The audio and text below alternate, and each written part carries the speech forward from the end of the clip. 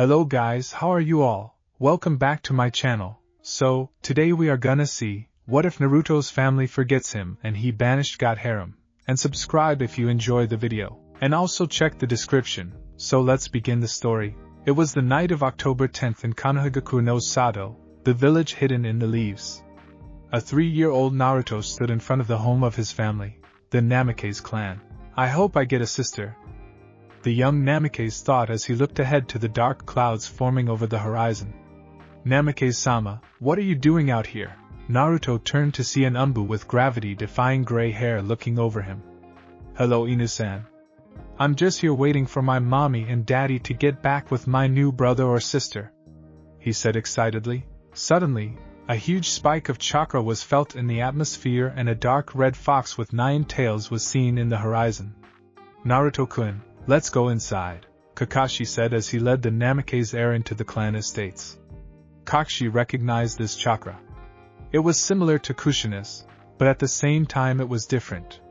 It felt more malignant, more evil. After Naruto was safely in the clan estate, Kakashi headed off to the outskirts of Konoha where Kushina-sama was giving birth. Hospital. Kakashi arrived and stepped inside, only to see the bodies of the Umbu that were supposed to be on watch scattered all around the makeshift. Took out a kunai and headed inside, only to stop as he heard the telltale sounds of a fight. He went into the room where Kushina was giving birth, only to see the Yondaime Hokage fighting against a masked man with a swirled mask on. Give me back my son! Minato yelled as he charged at the man, only to go right through him. TSK, TSK, TSK, now Mina-chan, that wasn't very wise, the man said as he picked up a Harem kunai and threw the newborn up, intent on impaling it. Minato flashed over the kunai and caught the baby, then flushed away. The masked man stared at Kushina with an evil smirk. Net can Kyubi-kun come out to play? He asked in a menacing tone. Kakashi charged at him with the kunai, only to go right through him. As Kakashi looked at the man, he saw a Sharingan eye, and his world went black. Namikaze estate. Minato flashed into the baby room holding the baby tightly and set him in the crib. He was about to flash back to Kushina, only to see a large amount of dark red chakra released and take the shape of a giant fox. Minato cursed his luck and hurried back to the hospital, picked Kushina up, and took her back to the estate. After he made sure she was gonna be okay, he picked up his newborn son and hurried to the Hokage Tower. Hokage Tower. Minato looked through his sealing notes and found the seal he was looking for. Since the Kyubi had been released, it would have to be resealed into something. Unfortunately, only a newborn child's chakra coils could handle the sheer amount of chakra. Minato tossed the scroll to Sarutobi and asked him to draw it on the stomach of his child. Minato, this is the dead demon consuming seal. You can't seriously be thinking of using this, Sarutobi said. Minato had a grim look on his face as he signed the summoning contract with the Shinigami. I don't have a choice, old man. It's either this or the village is toast. The hand signs are written on the scroll itself, so it will be easy enough. Just take. Minato was never able to finish that sentence as Sarutobi knocked him out. I'm sorry, old boy, but you're needed more than I am, Sarutobi thought as he signed his name on the summoning contract and grabbed the child. Time skip. After the sealing, Minato groaned as he got up. He looked around in hopes that Konoha was still standing, only to see the relatively calm night. He saw the name of Sarutobi written on the contract, and guessed what happened. The Harem went to the old Kage bunker and found a lifeless Sarutobi standing over a sleeping baby boy. His baby boy. Minato grieved for the fallen Kage, but picked up his child and grabbed the corpse. The Harem went back to the Hokage Tower and called in his forces. Now that you are all here, I may begin. Earlier, as my wife was giving birth, a man came and unleashed the Kyubi. As I took her back to our clan estates, I grabbed my newborn son. I was planning on sealing Kyubi into him with Shiki Fuin, but Sarutobi Hiruzen knocked me out and took my place. He made the ultimate sacrifice, and because of him, we are still alive. Rally the civilians and get them together for the announcement, Minato said. But what if they ask the name of their new savior? Tell him the name is Hiruzen Uzumaki Namikaze, Minato said with a smile. At the Namikaze clan estates, Naruto looked into his sleeping mother with a worried expression on his face. Time skip, 3 years. As the time passed, things seemed to stabilize at the Namikaze clan home. Kushina got the hang of being a stay-at-home mom and taking care of Hiruzen. Minato got back to his duties as Kage, and Naruto had started looking through the scrolls in the Namikaze library. Naruto was currently reading out in the sun while his little brother played nearby. Rooftop 2 blocks away. Kabuto was having a really bad day. First, Orochimaru assigned him to be an inside spy in Konoha, and he had to act all nice and sweet so no one would suspect him. Currently, he was wearing a black pair of pants and a black long-sleeved shirt, solid black gloves covering his hands, and his hair was hidden in a black skull cap. He was wearing contact lenses so no one would recognize him. He laid down on his stomach and looked through the scope, the mounted Saban launcher aimed at the youngest Namikaze. Damn it, first I have to pretend to like everyone here. Now, Orochimaru-sama and his organization see this brat as a threat, and I'm sent to deal with it. Kabuto smirked as he opened a small vial of orange liquid and poured it in the loading cartridge. Oh, little Hiruzen. You won't be making trouble for anyone, Kabuto said with an evil smirk. As he took aim, Naruto went to Hiruzen and picked him up. Naruto-chan, bring Hiruzen-kun in, will you? It's dinner time. Yeah, I'm going, Naruto said as he picked up the baby and carried him towards the house. Shit! I have no clear shot, Kabuto thought as he followed Naruto with the scope. Come on, give me a clear shot, Kabuto said.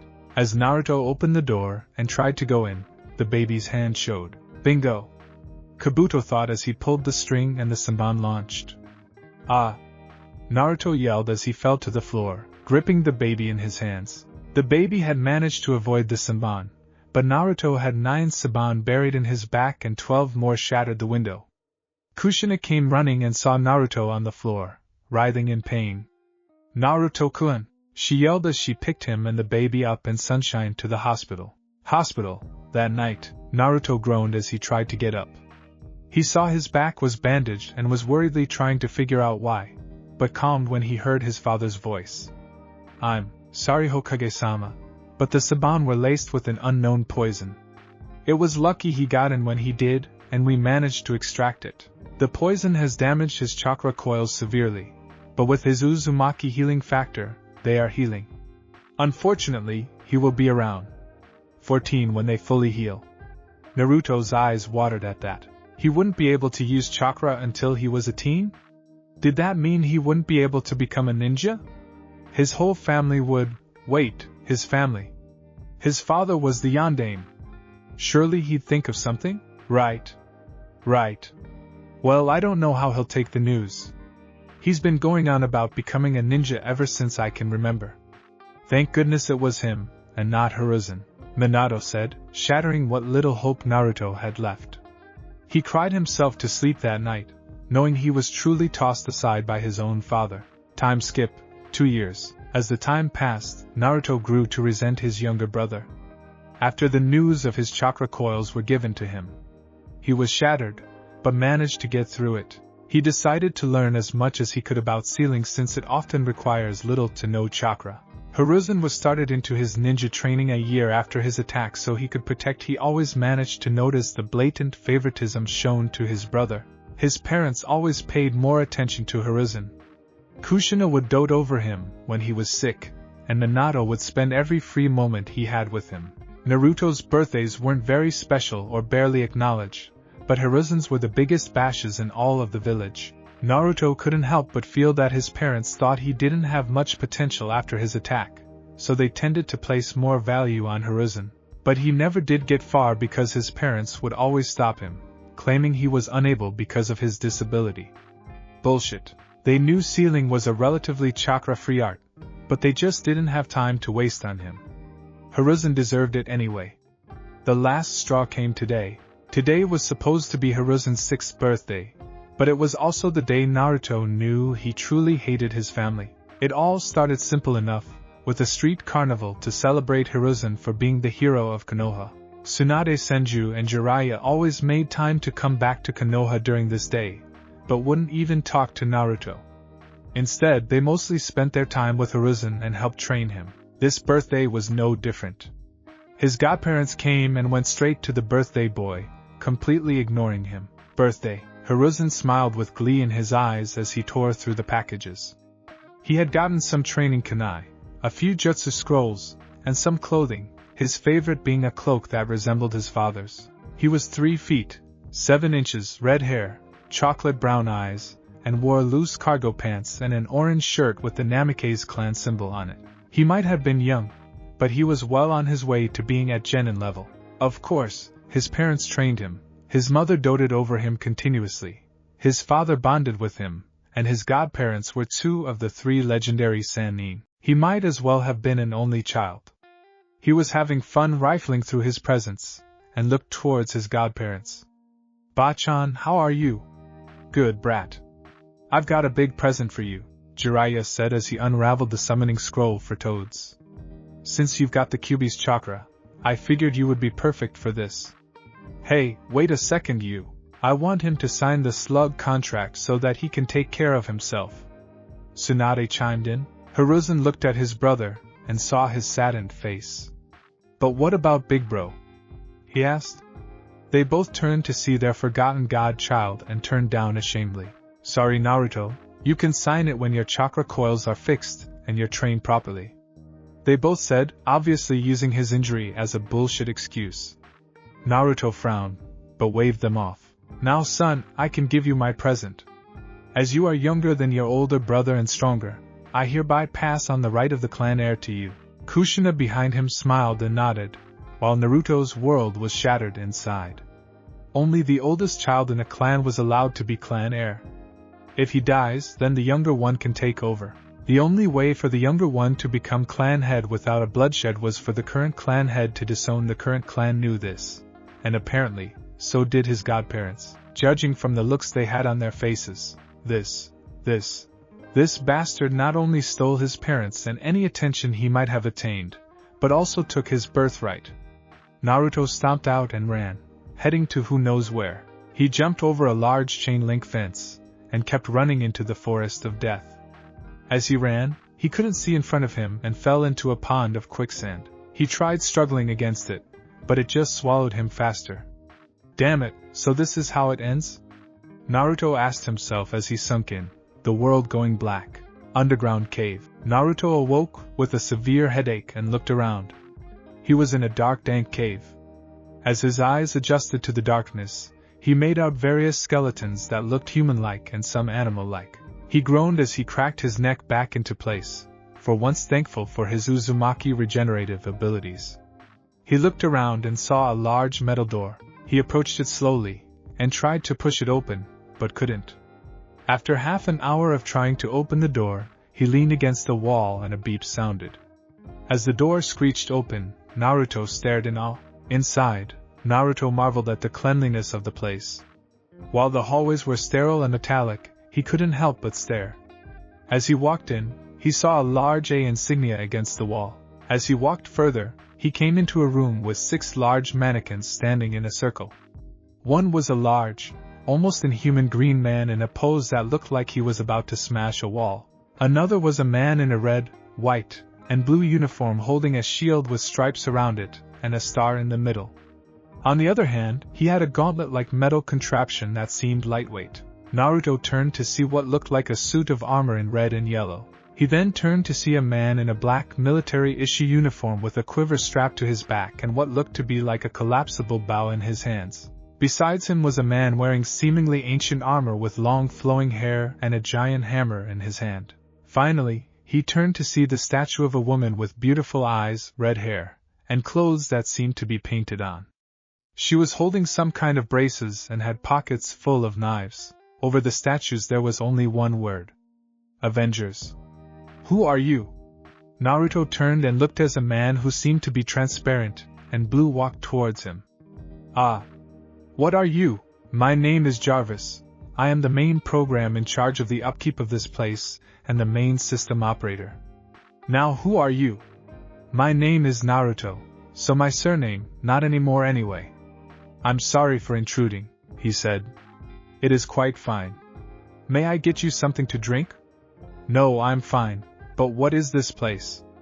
This was once the proud bunker of the Avengers, the greatest defenders of the free world. The Avengers? Who are they?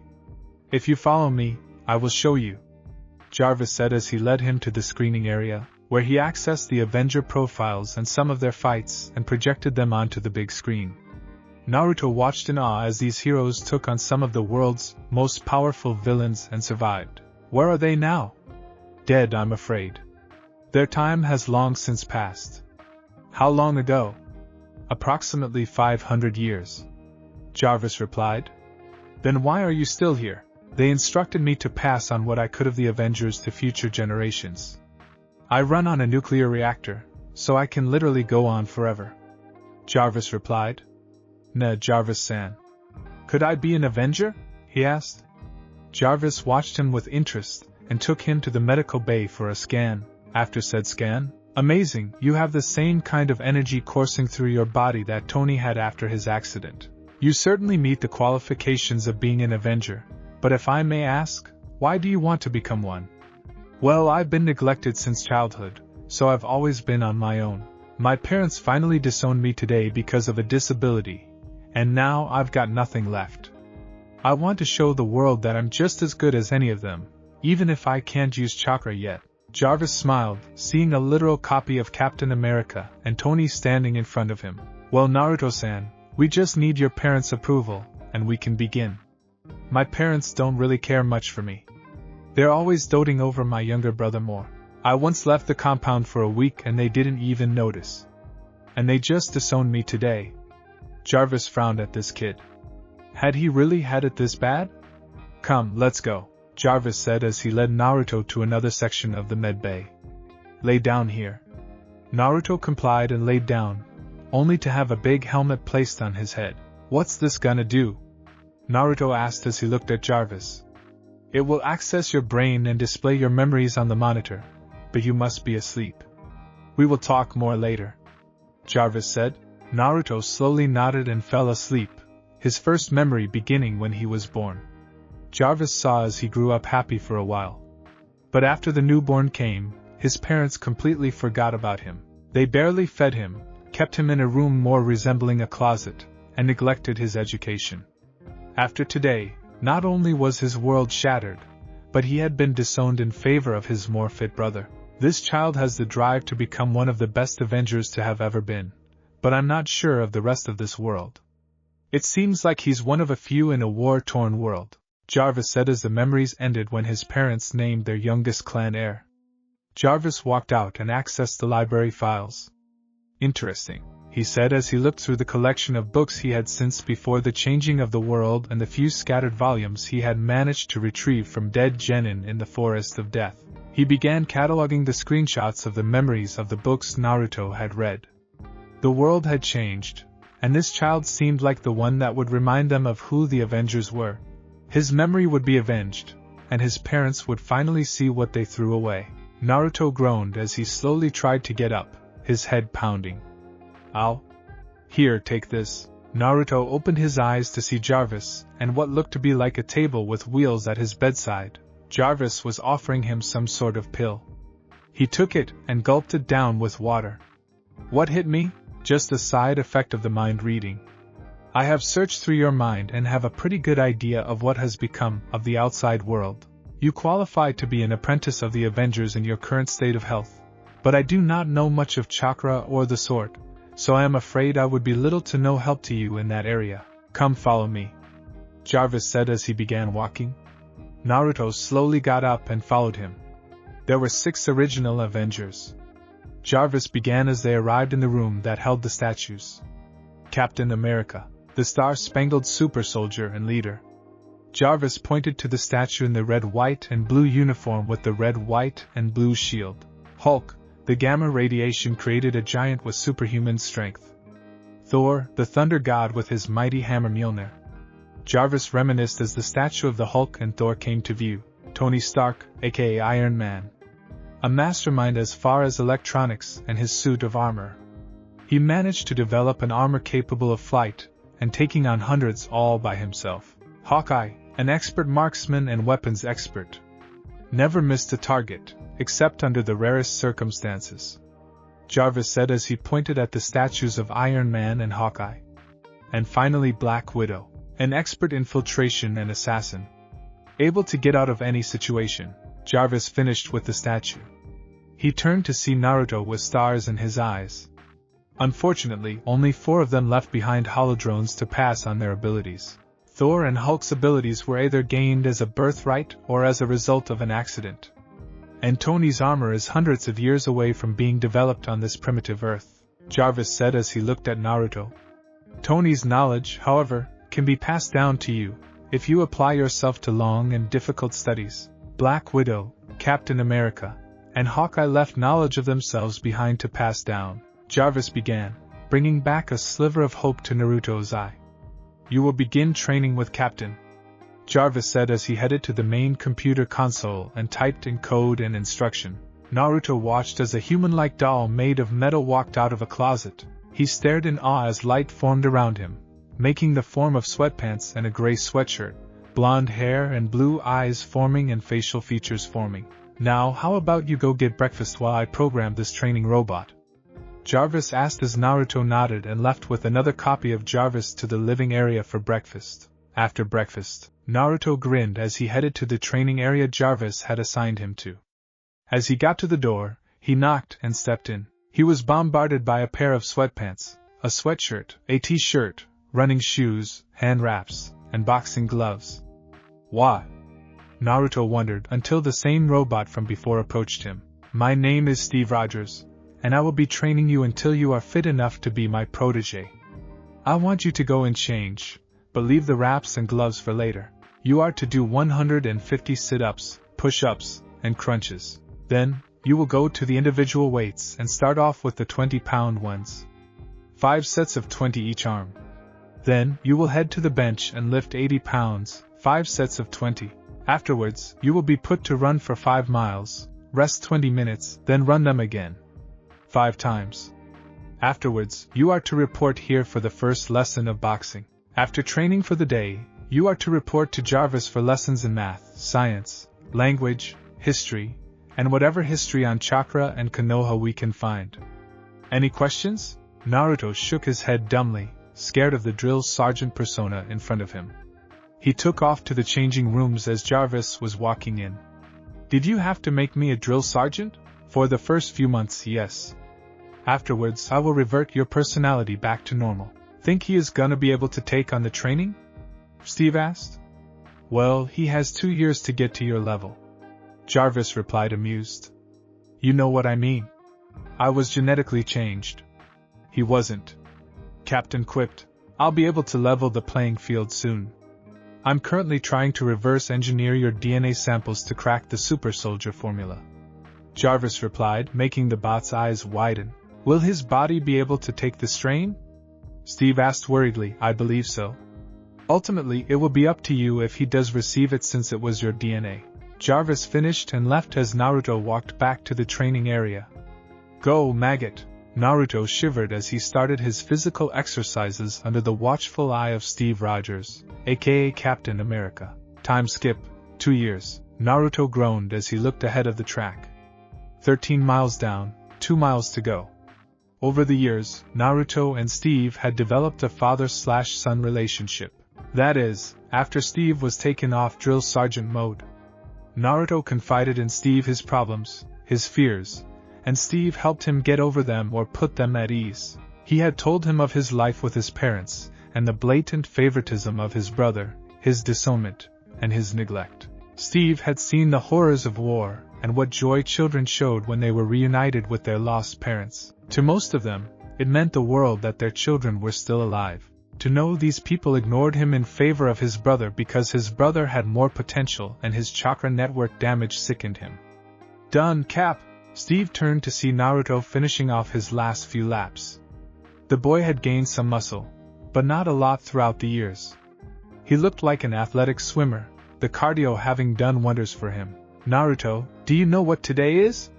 The day I take you down, old man. Steve smiled at Naruto's spunk. Today is graduation day. You have to incapacitate me using only what you have learned. That is, you have to beat me in a hand-to-hand fight.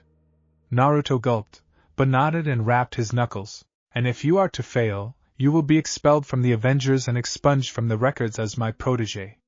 What? That isn't fair. Life isn't fair. You should know that. Naruto put on his boxing gloves and faced Cap. Any chance of you going easy? Nope. Worth a shot. Naruto ducked under a brutal hook Cap threw and retaliated with a kidney shot, only for Cap to move out of the way. Come on, you're gonna have to do much better than that.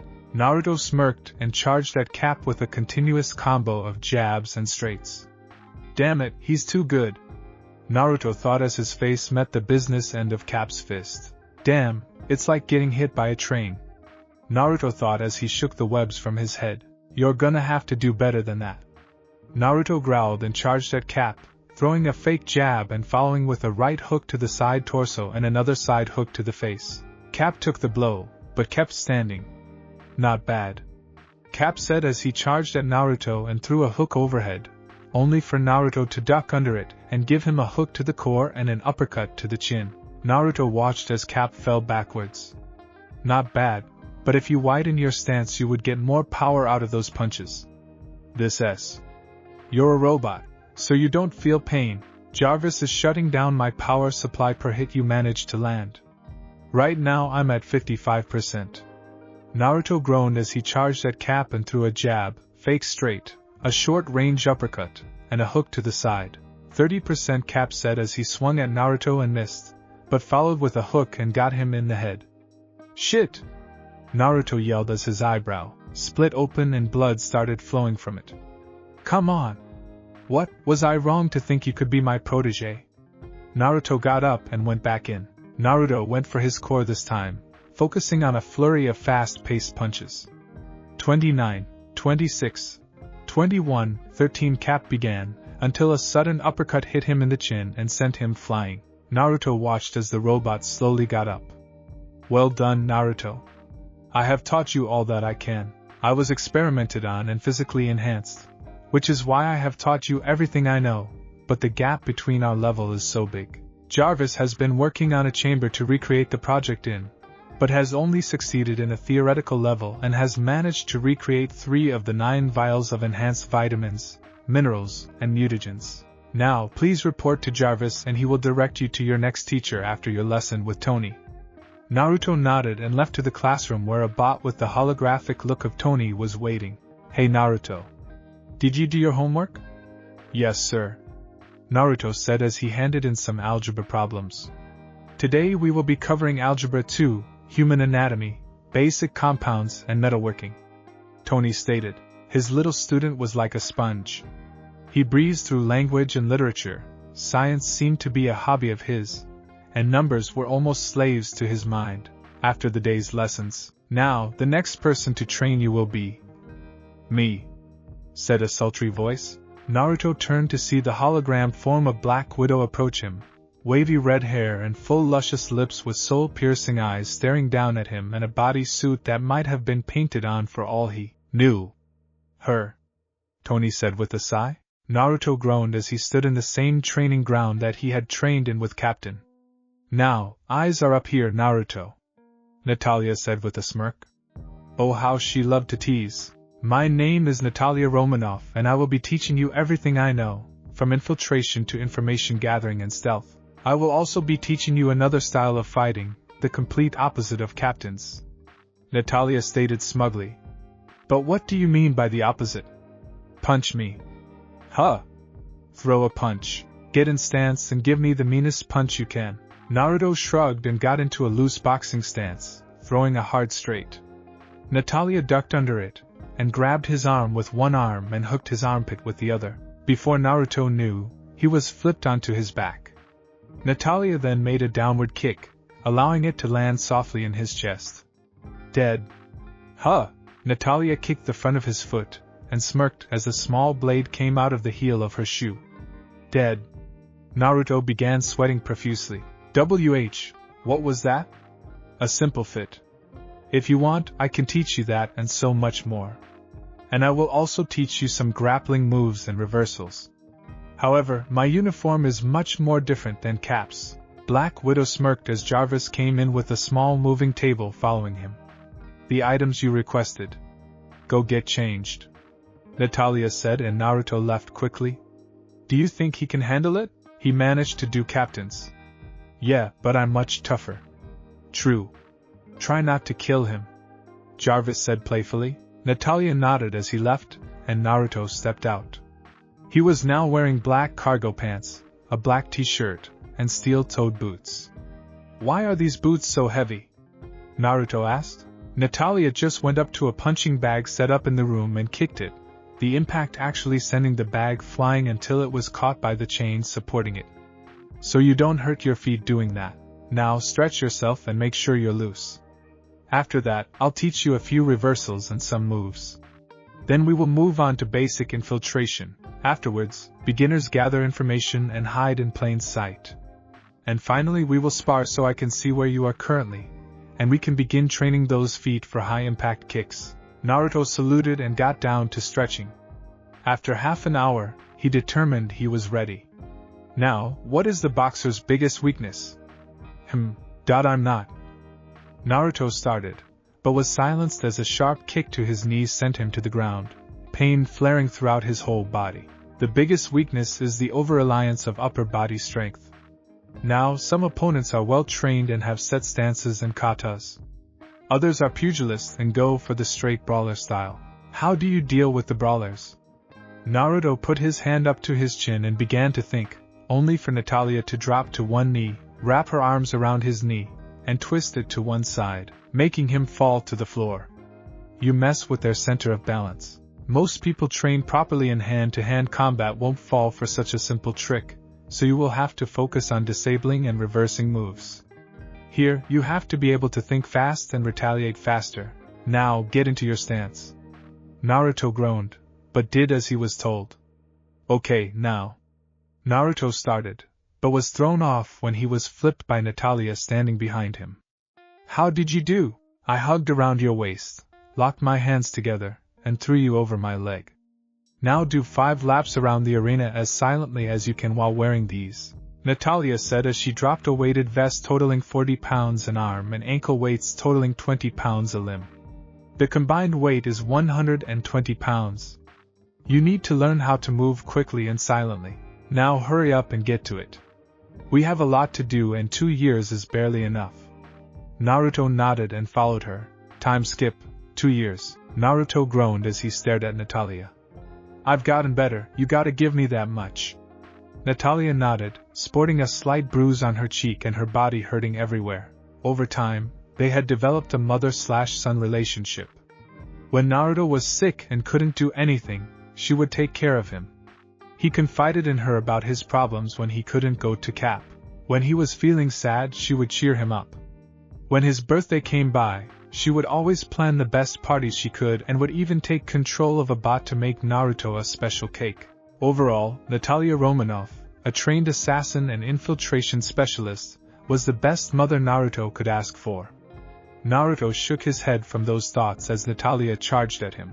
He ducked under a kick and retaliated with a knee to her stomach. As Natalia tried to get up, Naruto grabbed her head and smashed it against his knee. Natalia fell back, but managed to stand on her own. She looked up, only to see Naruto, gone. Behind! Natalia yelled and tried to kick backwards, only to feel a sharp pain against the top of her head. Damn it! She yelled as she saw Naruto, and from his kick to her head. Dead, Naruto said with a smirk. What? Naruto stomped the foot he kicked her with and a large 2-inch blade sprang from the bottom of his boot. Dead, he said again with a huge grin on his face. Fine, she replied with her cheeks puffed, but pride evident in her face. Yeah, Naruto yelled as he fell backwards to the soft ground under him. Natalia? Yes? Captain had a graduation test after he finished teaching me. Are you gonna do the same? Yes, but mine won't be physical, no. You see, I am an infiltration specialist for a reason. Then what is my test? Tonight is October 10th. The Namikazes, your former family, are throwing a huge bash to celebrate. Invite only. Your job is to take this, she said as she held up a small gray orb in the palm of her hand, and infiltrate the Namikaze household. After you have infiltrated, you are to set this off in the Namake's library and keep the room clear for 5 minutes. It will scan the whole area and store any and all written information into its memory bank. Then, return here. Being caught isn't an option. Naruto smirked as he took the small gray ball. I love this assignment, Naruto said as he got up and headed to his room. Where are you going? To get ready, Naruto replied excitedly. Naruto's room. Naruto grinned as he grabbed a pair of scissors and started cutting his hair, lowering it from his regular spiky look to a flat one. He then left the bangs long and smirked as he took a bottle of black hair dye. Here's hoping, Naruto said out loud as he started to dye his hair and eyebrows black. He let the dye set in and hopped into the shower, ready to wash it out.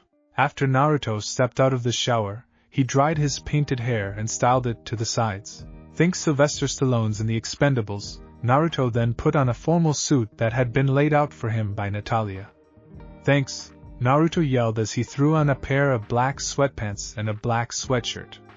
Naruto then went to the mirror and looked at his reflection. Damn it, my eyes are a dead giveaway, Naruto thought as he began rifling through his medicine cabinet. Jackpot, Naruto said as he took out what looked like they were a pair of contact lenses and put them on. He now had brown eyes. Brown eyes, black hair. Simple face, nothing that really sticks out and can be easily, almost subconsciously forgotten. Naruto smirked as he headed up a hidden hatch, finding himself outside of the forest of death. He smirked as he walked to his old house, finding a lot of security and a bouncer at the door. Naruto walked to the side and climbed the tree, then waited patiently. 30 minutes later. Got it, Naruto said as he got up slowly. Easiest place to get in is through the second floor bathroom. Security makes rounds every 5 minutes, so I have to be fast about it. Now one is in the bathroom now, Naruto thought as he dashed to the side of the house. Side of the house. Naruto grinned as he looked towards the open window. Now, Naruto began as he put on a pair of black gloves. He then took out 2 matching black cases and aimed them at the roof. With a small ping, cables made of Teflon were ejected and buried themselves at the roof of the house. He then attached them to his belt and slowly put both of his feet up against the wall. Easy, Naruto thought as he started walking upwards. Right before he could reach the window, he was spotted. Hey you! A guard leading a large black dog yelled. Naruto hurried and walked into the bathroom. Shit, Naruto thought as he retracted the Teflon cables and put the boxes on the counter. Naruto then took off his sweats and hid them underneath the bathroom cabinet. He finished combing his hair and hid the Teflon cable boxes on his person, then walked out as 3 guards walked into the second floor hallway. Naruto ducked into the first door he found and hid there, listening as the security guards slammed the door open to find nothing. Naruto smirked as he heard them curse and send out an APB on a male with black hair wearing a tux. That was half of the people at the party. After he made sure they had left, Naruto walked into the bathroom and grabbed his sweats. Leave no clues, he thought as he took the trash bag off the trash can in the bathroom and slipped his sweats inside. He then carried it to the service entrance and left it behind a stack of crates.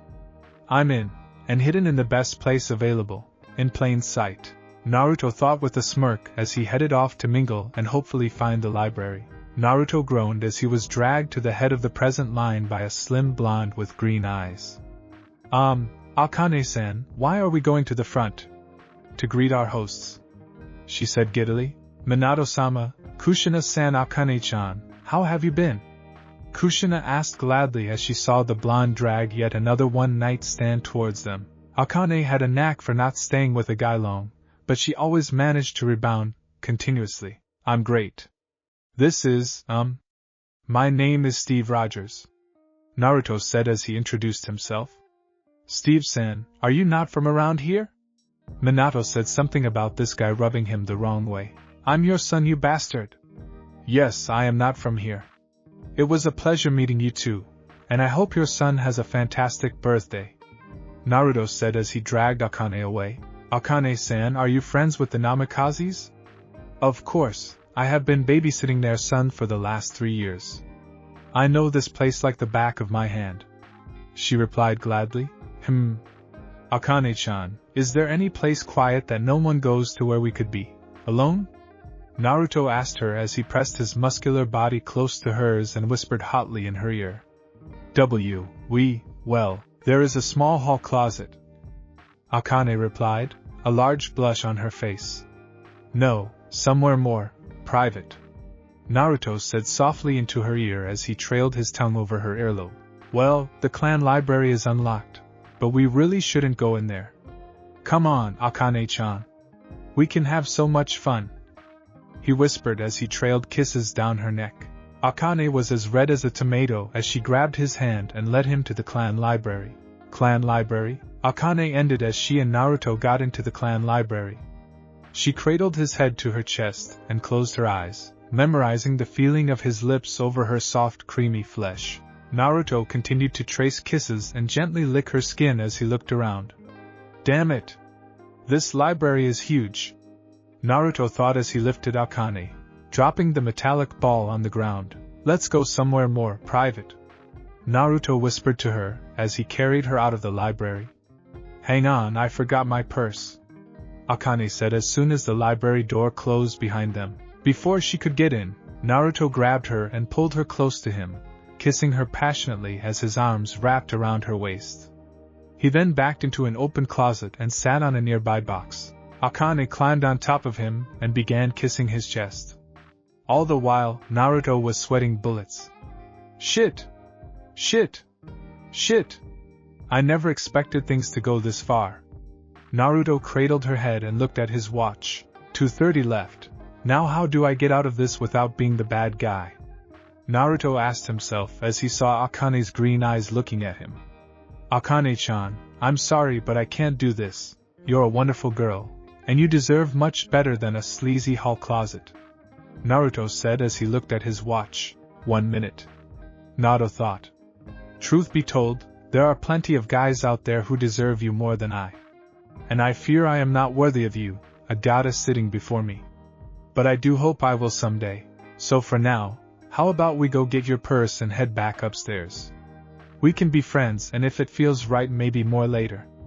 Akane nodded and hugged him, then got off and went to the library, to find nothing. Naruto stepped in behind her and grabbed the silver ball off the floor, slipping it into his pocket.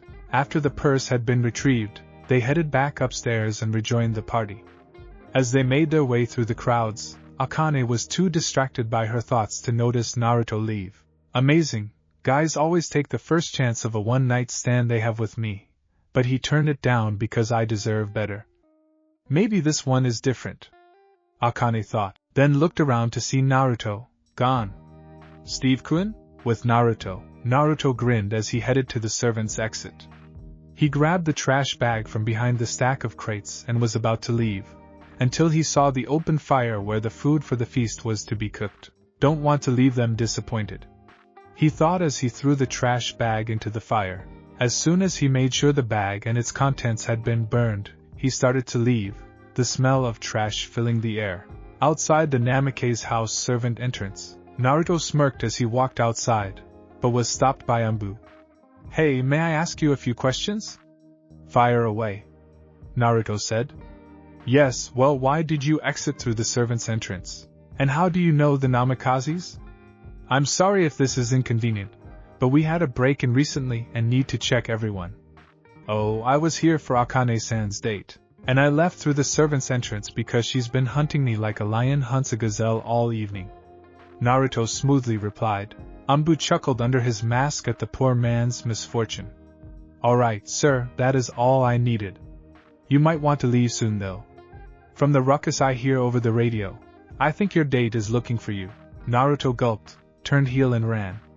Anbu chuckled and went back to his post. With Naruto, Naruto grinned happily as he headed to the entrance hatch near the Forest of Death. He looked around and after making sure the coast was clear, went in. He was greeted by the hologram of Jarvis and a robot with Natalia's hologram over it. Mission status? She asked. Success, Naruto said as he tossed the sphere of silver to Natalia. Get to the meeting room. I want you debriefed. Naruto nodded and went to the meeting room, One steamy debriefing later, Naruto walked out of the debriefing room blushing with an embarrassed-looking Natalia following him. He had just told her about what he did to gain access to the library, and to say he was embarrassed was to say the least. She was like his mother. Don't be embarrassed. You did what you had to do to get the mission done. As long as you don't kill an innocent person, it's fine, she said as she looked him in the eye. Seduction is a powerful weapon. The sooner you master it, the better off you will be. Now go get some rest, you cheeky brat. Tomorrow you have a new teacher, and Tony's lessons. Naruto nodded dumbly and headed to his room, still embarrassed. He's growing up to be a fine protege. Natalia turned to see Captain America standing behind her. He is, but I'm worried about him. Sure, he managed to do what needed to be done for this mission, but what if the next one proves to be too difficult for him? She asked. Did you teach him everything you know? Pour every ounce of knowledge into him? Steve asked. Yes, but... No buts. Steve cut her off. You have given him the tools he needs to be successful. How he uses them is up to him. Natalia sighed and disconnected herself from her bot. The captain did the same after a few minutes of thinking. Naruto was growing well, and in a few years his training with the Avengers would be complete. Jarvis seemed to be making leaps and bounds to cracking the super soldier formula. But should he allow Naruto to become the next super soldier? Cap sighed and shut his bot unit off. Who knows what tomorrow would bring? The next day, after breakfast, Naruto grinned as he headed to the training area. He would be getting a new teacher today, one that would round off his training. As soon as Naruto stepped into the area, his senses screamed at him to move. He backflipped and narrowly missed 3 throwing knives landing before him. They looked like kunai, except more lightweight and thinner? Good, you've got some sense of reflexes. Naruto looked up to see a man with short, clean-cut brown hair and brown eyes.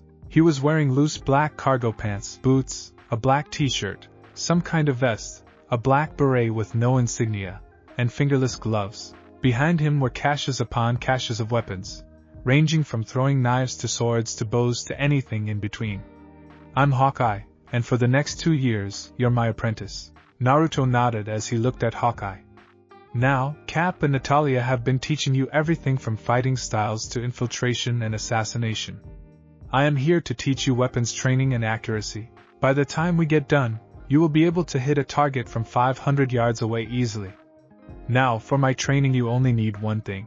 Hawkeye started as he went to the weapons cache and threw a pair of fingerless gloves at Naruto. Now, to begin, I will teach you how to handle blades in hand-to-hand fights. Afterwards, you will begin to learn metalworking. And finally, accuracy practice. This includes but is not limited to throwing knives, guns, bows and arrows, high-speed launchers, and everything in between. After you have learned the basics, you will craft your own bow, and we will match it to mine to see if it is up to snuff. Every so often, you will leave the base for a week with nothing but a small hunting knife and the clothes on your back. This will teach you how to survive and remain hidden in enemy territory. If I deem you are ready, I will at one point take you into the climate room. There, the toughest climates on Earth can be recreated down to the littlest detail. I am talking about snow blizzards, blistering heat, pouring rain, hail, and everything else. Think you can handle it? Naruto nodded as Hawkeye walked towards the weapons cache and threw him a katana. Now, let's see how you handle a blade. Naruto nodded and got into what he thought was a stance, only to be smacked by a large bamboo stick. Straighten your back. Twack! Part your feet a bit more. Twack, look directly in front of you, not to the sides. Twack, well, it's a bit rough, but at least it's something. Hawkeye said as he led Naruto to a tree trunk in the middle of the training area. Give it 200 vertical slashes in the up, down, left foot to right shoulder, right foot to left shoulder, then reverse them. When you are done, report to me. It's still a bit early for you to go into metalworking, but that will come with time. Naruto nodded and threw the first slash, bending his back. Twack and stay in your stance, Hawkeye absent-mindedly warned him. 3 hours later, Naruto groaned as sweat poured from everywhere really. He had been going at the slashes for what seemed to be an eternity, and he was almost done. Just a few more. Naruto thought as he finished the slashes. Alright Hawkeye, I'm done. What's next? Accuracy practice. Come here. Naruto excitedly walked by where Hawkeye was and saw two shuriken. One was the standard ninja used, and the other seemed to be more curved at the ends of the edges. Naruto, what's the difference between the shuriken from Konoha and the shuriken I made? Yours are more curved near the edges. And what differences does it make? Naruto groaned as he concentrated. The standard kunai will only pierce skin in a stabbing motion, but this other one seems to be able to do more damage. But how? It doesn't just pierce skin. Like a rotor saw, it can cut through skin and muscle. Naruto's eyes widened at that. See how a simple change can make a big difference? Naruto dumbly nodded and sat down as Hawkeye started to go over the weapons available. Now come here, Hawkeye said as he led Naruto towards the targets, holding 3 versions of lightweight, thin kunais and 3 regular kunais. Now throw them. Naruto nodded and threw them, beginning his critical 2-year training. Time skip, 2 years. Naruto groaned as he laid down on his belly in the weather room. He stood at 5 feet 12 inches, and was wearing a pair of pants and a large coat, both tundra camouflage style. He stood holding a bow and arrow perfectly still in a bank of snow. Damn it, how long is this going to take? Supervising Chambers. Hawkeye looked down at his protege as he held a switch in his hand. Come on, he's been down there for 3 hours and hasn't moved an inch. Jarvis said behind Hawkeye. Spolsport, Hawkeye replied as he flipped the switch. A large cage was set open and 13 rabbits with white coats of fur were set loose onto the icy terrain. Downstairs, Naruto groaned as he saw a slight movement in the snow. Kill the one with a beige line running through his back only, no others. Naruto pulled back his string and let the arrow loose. A splash of red fell onto the snow as all of the rabbits scattered. Naruto got up and ran towards his kill. As he approached it, he picked up the lifeless animal into his hand and checked the back. Target confirmed. Beige stripe on the back. Good. Bring your kill in and get ready for the next test. Yeah. Naruto said as the tundra climate powered down, and he walked out of the door. Mine is frozen, he said absent-mindedly as he changed out of his uniform. Training area. Naruto, where have you been? Hawkeye asked. Defrosted with dinner. Naruto replied. Alright, fine. The next part is simple.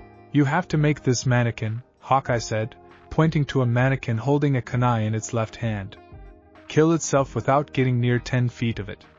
You have 5 minutes. Naruto nodded as he reached into the weapons pouch strapped to his thigh and pulled out one of his specialized kunai and a length of ninja wire. He quickly tied the wire to the kunai and threw it, piercing the mannequin's hand holding the kunai and holding it in place. He then looped the string over the mannequin's left shoulder and looped the string again around his shoulders to avoid movement.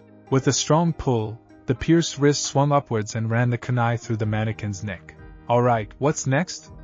Maybe I trained him a bit too well, Hawkeye thought. Go retrieve the bow you made and meet me here. Naruto nodded and headed to retrieve his possession. 5 minutes later, he came back holding a brown box. He opened it and pulled out a folded bow. If you're wondering how it folds, it's like Hawkeye's. He unfolded it, careful to avoid the razor-sharp edges made for close-range combat. After he unfolded it, he clicked on the laser sight and took out an arrow. Alright, there are 2 different lanes. You have to outshoot me. I shoot one lane, you shoot the other. Best score wins, Hawkeye stated. Ladies first, Naruto said, making Hawkeye growl. He is going down, Hawkeye thought as he took his shots. Thwack. Thwack. Thwack. Thwack. Naruto's eyes widened as he looked at the range. Perfect bull's eyes, Naruto said. Your turn. Naruto shrugged as he put his quiver on his back. He walked to Hawkeye's lane and started firing. Twack! Twack! Thwack! Twack! Hawkeye's eyes widened in surprise. Every arrow Naruto shot had split him down the middle. But... What's the matter, Hawkeye? Naruto said with a grin. Nothing, brat. Congratulations. Your weapons expertise has exceeded my expectations. You officially graduate from my training, Hawkeye said as he wrapped an arm around Naruto. Now come on. Natalia has a celebration planned and I don't want to be late. 'Cause she'll quick you in about 5 seconds flat? Naruto asked with a wide grin. No. You're on the line, not mine, Hawkeye replied. Naruto paled and sped towards the rec room. If there was one thing you didn't want, it was an angry Natalia after you. Naruto grinned as he and Hawkeye stood at the entrance to the rec room. Well, go on, kid. Naruto entered the room to see Steve, Black Widow, and Jarvis standing over a table that had a large cake on it and some food. Surprise! They yelled in unison as Naruto walked in with Hawkeye. Congratulations on finishing your apprenticeship, Naruto, Natalia said as she led Naruto towards the cake. Congratulations, the cake read. Naruto smiled as Natalia cut him a piece and served him. Well done, Naruto, Cap said as he sat next to Naruto with a slice of his own. Hey, just because he was a robot replica didn't mean he couldn't join in, did it? Thanks, Cap. These last couple of years have been brutal, but definitely worth it. I'm way stronger now than I ever would have been, even with chakra, Naruto replied happily. Speaking of which, you turned 14 last week, Naruto. Doesn't that mean your chakra coils are healed enough to be able to handle chakra? Yeah, it's Natalia. But I don't have anyone to teach me anything and I don't even know the basics, Naruto replied sadly. Maybe I can help. Naruto turned to see Tony's robotic replica approaching him. I've been reading the information you retrieved from the Namake's archives, and I believe I have figured out enough about chakra to train you in it. I can't offer much, but I will teach you to the best of my abilities, Tony said as Natalia laid a piece of cake in front of him. No talking business at the dinner table, Natalia said, glaring at Tony. We'll talk later, Tony whispered into Naruto's ear. Thanks, Tony, Naruto said as everyone else sat down with a piece of cake before them. After a quick prayer led by Cap, they all dug in. My God, this is delicious. You cooked it, didn't you, Natalia? Naruto asked. Yes, thanks for noticing, she replied, blushing under the compliment. All right, Naruto, quit embarrassing her. There is one more thing before this small celebration comes to an end, Cap said as he brought over various boxes. Presents? Naruto asked. Sure, why not? We might have taught you what we know, but that doesn't mean you know everything we have to teach, Natalia said as she grabbed a hand-crafted wooden box and brought it to Naruto. Naruto grinned and opened the box. Inside were 3 holsters. There were 2 Beretta M9 pistols and 1 standard-issue M1911. Are these? Naruto began. Yes, they're the same weapons I used during my time in the Avengers. The Berettas have clips that can hold 17 9mm rounds. The M1911 holds only 7 rounds, 8 if you keep one in the chamber, so it's a better backup handgun. I'll teach you the maintenance later. They have 2 spare cartridges per gun, 3 per if you count the ones already in the guns. I have a personal cache of bullets around here, but you will have to find a good metal worker so you can make your own when I show you how. Naruto jumped up and hugged her closely. Thank you so much, Mo. Natalia. Naruto caught himself in his reply. Next up is mine, Tony said as he pushed a small box to Naruto. Naruto opened it to see a small MP3 player and a note. This pass entitles you to one big favor, Naruto read as he turned on the MP3 player. Filled it with Black Sabbath, AC/DC, and a lot more bands. I also managed to tweak a lithium-ion battery to continuously renew itself, so no worries there. Enjoy, Tony said as he went to get another piece of cake here. Naruto looked up to see Hawkeye handing him a small box. Thanks? Naruto said as he opened the box. Inside was a black beret with no insignia and a pair of fingerless gloves, similar to his own. They were my gloves from my time as Hawkeye. I know we didn't connect much, but I still taught you and I don't want you to forget that. Naruto smiled and nodded as Cap handed him his last present. And this one is from me. Naruto opened the box to see a Kevlar woven bulletproof vest, standard issue with SWAT. That vest can stop bullets traveling at 300 miles per hour. I'm sure it can help you deflect a few kunai and shuriken. Naruto smiled and hugged Cap. Thank you guys. This is without a doubt the nicest thing anyone has done for me. But if you don't mind my asking, what training comes next? Naruto asked. That's up to you, Naruto. We have taught you all we know. Now it's time for you to make it your own. You will have 2 years to learn all that you can about chakra from Tony, and whatever else you deem necessary. After this 2-year period, there will be one final test you must pass. Natalia started. If you pass the test, you will be instated as the first Avenger in 500 years. Hawkeye continued. But if you fail, you will be expunged from the records and any trace of you will be erased, Captain said with a grim expression on his face. Oh come on, no time for melancholy. It's a party, Black Widow said as she tried to put the fun back into the room. Naruto nodded as he got back into the mood. Next day, Naruto groaned as his alarm clock went off. It's too damn early. He cried softly as he hopped out of bed and into the shower. After he was done, he dressed in sweats and headed out to meet with Tony for his chakra lessons. Morning Naruto. Glad to see someone was able to get up. Just barely. Naruto replied offhandedly. So, what do you plan on doing this next year? Naruto's eyes lit up at the prospect of getting help with his ideas. Well, I was hoping you could fit any information you had on sealing and Fuinjutsu into the lesson plans. I also want to try to mix Cap's boxing and Natalia's styles into one explosive mix. I have to practice my accuracy with the handguns too, but as far as weapons go, I have a pretty good idea of what to do to give them that extra oomph they need. Naruto said excitedly. I'm listening, Tony replied as he took a seat. Well, time skip, 2 years. Forget the hearse cause I'll never die. I got 9 lives cat's eyes using every one of them, and running wild.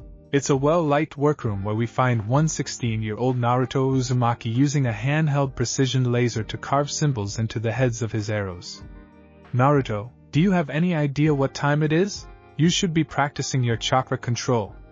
Tony yelled as he walked into the mess of a workroom. Tony, relax.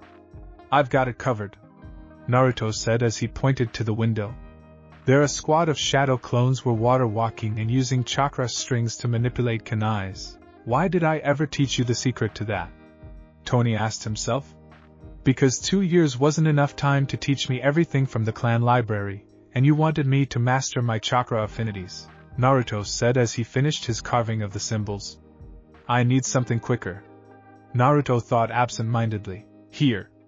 Naruto turned to see a ring from Tony.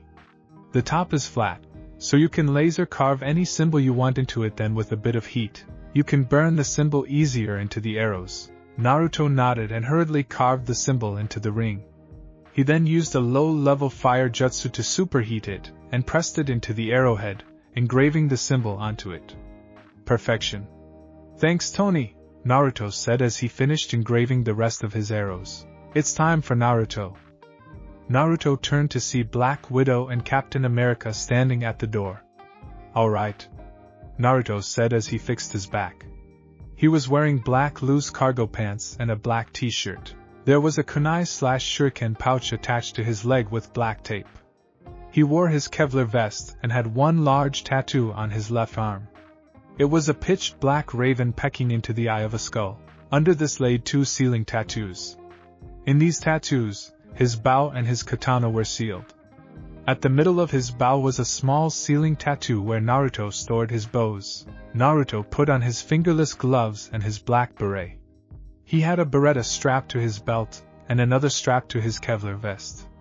Around his ankle his M1911 laid. In the pockets of his vest were his spare clips, fully loaded and prepared. Alright, I'm ready, Naruto said as he began walking towards the Avengers. Today would prove whether he was worthy of joining their ranks, or if he would fall short. Naruto grinned as he stood at the west entrance of the Forest of Death. Your mission is simple, began Natalia. You are to infiltrate a tower in the middle of the Forest of Death, where the preliminary rounds of the Chunin exams are held.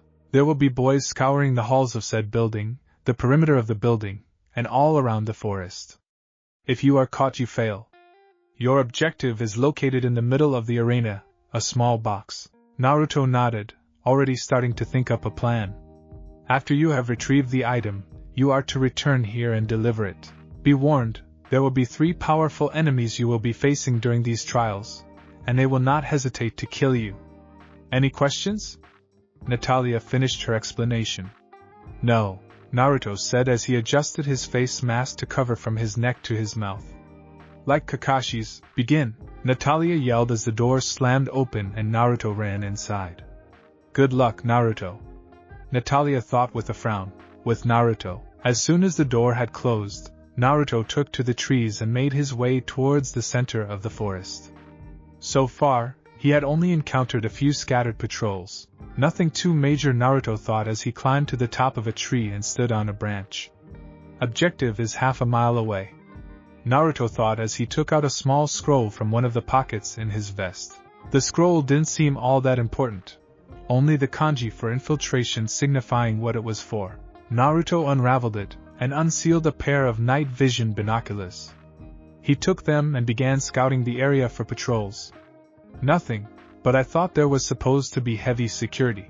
All there is a bunch of gray dots, Naruto thought as he started zooming in. Wait, those aren't dots. They're patrols. Naruto watched as the robots kept a vigil watch on all sections of the forest, making it nearly impossible to sneak into the base. I need to get closer, Naruto thought as he slowly made his way as close as he could to the tower, then climbed to the top of the highest tree near the building. Distance is too much for me to jump, Naruto thought as he looked up and saw the sky was cloudy. And he also saw a large cloud headed right to the middle of the moon, hopefully blocking out the moonlight and giving him a small window of time. Judging by the wind speed and direction, I would say that cloud will give me roughly 5 minutes to sneak in, Naruto thought as he unsealed his bow from his tattoo and unsealed a small box from the infiltration scroll. He attached the box to a regular arrow and took aim as the cloud grew closer. Easy. Easy. Now, Naruto thought as he let the arrow fly. Without much sound, the arrow dug itself to the top of the building near a balcony. As soon as the arrow struck, the black box shot out backwards a long black Teflon cable. Naruto watched as the sharp edge of said cable buried itself into the tree. He then grabbed his bow, undid the string, and slid it across the cable. With a running start, he used it as a zip line. In the dark night, his figure went unnoticed by the security bots. Without the moonlight as a base, they were pretty much blind as bats. As soon as he landed, Naruto retrieved his arrow and unclipped the black box from it. After he pressed a button, the Teflon cable swiftly and silently receded into the box. Naruto resealed his bow and the box and unsealed a lock-picking kit. Within a minute, he had the door open without damage to the lock. As he stepped into the dimly lit hallway, he slowly walked towards the hallway. As Naruto entered the hallway, he ducked into a dark corner. Damn it, I undershot it. I'm guessing 3 more floors until the arena, Naruto thought as he watched the robots finish their rounds. Set pattern, yet they never approached the end hallway, Naruto thought as he slowly opened a door. He went into the vacant room and looked around. A vase. Perfect, Naruto thought as he slowly set it up on the edge, where it was certain to fall. I've got about 30 seconds, Naruto thought as he closed the door and walked back into the hallway. He approached the short archway and pressed his hands against the wall. He then added pressure to them and planted his feet against the other wall, walking and holding himself upwards on a wall without chakra. Crash! Naruto grinned as he saw most of the robots activate and walked towards the sound. As soon as the last of them had passed him to get to the room, he quietly dropped down and made his way to the staircase. Naruto slowly made his way up the stairs, careful not to make too much noise. There were no patrols, which worried him. As he arrived at the 3rd floor, nothing had been tripped. He opened the door to the arena only to find it empty. Naruto looked forward and saw a single spotlight aimed at the middle of the room. In it was a pedestal with a large wooden box. Bingo, Naruto thought as he made his way towards the pedestal. Remember, there is no such thing as too easy, Naruto suddenly remembered from a lesson with Natalia. He unsealed a small smoke bomb and used it. After the smoke cleared, Naruto saw various laser tripwires all around the box. I should have known, Naruto mumbled as he unsealed his bow and the same black box. He strapped the box to his belt and aimed it at the ceiling, then fired. 2 small arrowheads flew from the box and buried themselves into the ceiling. As soon as they were tightened, Naruto was lifted towards the ceiling. As he tried to stabilize himself, Naruto slowly clicked the lower button. The cable slowly lowered him towards the box. He had to twist and turn to avoid intercrossing lasers. After 20 minutes, Naruto finally landed. He slowly removed the box and sealed it into his infiltration scroll, under an empty slot labeled objective. As soon as it was secured, Naruto made his way halfway back up and cleared the lasers. He then began to swing on the wire, and as soon as he gained momentum, he jumped, releasing the arrowheads from the ceiling. As he landed, he tucked himself into a ball and rolled safely. He sealed everything back up and walked towards the nearest window, which was enforced by metal bars. He unsealed his katana and swung it hard twice, cutting the bars clean. As he looked outside, he saw he was now facing the opposite side of where he entered. He looked to see the nearest tree was extremely far away. He unsealed a large length of rope, tied it to an arrow, and shot the arrow into the side of the building. He gripped the rope and slowly made his way down. After he touched the ground, he tugged the rope 3 times, loosening the arrow so it fell. The noise attracted a few robots. Naruto was once again sweating bullets as he dove into the nearest length of bushes. The robots looked around the area, but found nothing, so they went back to their post. Naruto then sealed the rope and arrow back into his infiltration scroll and tucked it away into his vest's pocket. After sealing his arrow, Naruto dashed towards the south perimeter of the Forest of Death, happy his mission had been successful. Meeting point. Naruto grinned as he arrived. "I did it, you guys!" Naruto yelled, only to feel a sharp pain in his side as a large steel-toed boot buried itself into his side and threw him to the ground. Naruto looked up to see Hawkeye, Captain America, and Black Widow standing before him in their Avengers uniforms, weapons in hand. "We told you would face 3 powerful opponents. Your final test is to kill us." Captain started coldly as he prepared his shield. "No holds barred, no pulled punches. If you don't kill us in these robot bodies, we'll kill you," Hawkeye stated as he loaded an arrow into his bow. "Come on, show us how you've grown," Natalia finished as she loaded a small revolver in her hand. Naruto looked at the 3 legends standing before him as he rose to his feet. He wiped a bit of saliva trailing from his mouth, a side effect from the kick. "Damn, you guys really pulled out all the stops," he remarked offhandedly, and unsealed his standard katana from his shoulder. "Any chance of this being a fair fight?" Naruto asked with a smirk. He was replied by Captain throwing his shield towards him as Natalia charged forward. "Guess not." Naruto quickly jumped backwards to avoid the shield, but was put on the defensive as Natalia attacked him. She went through a series of strikes to his body, but he managed to avoid all of them. She stomped her foot on the ground and released the retractable blade. She then followed up with a kick to Naruto's face, which he managed to catch.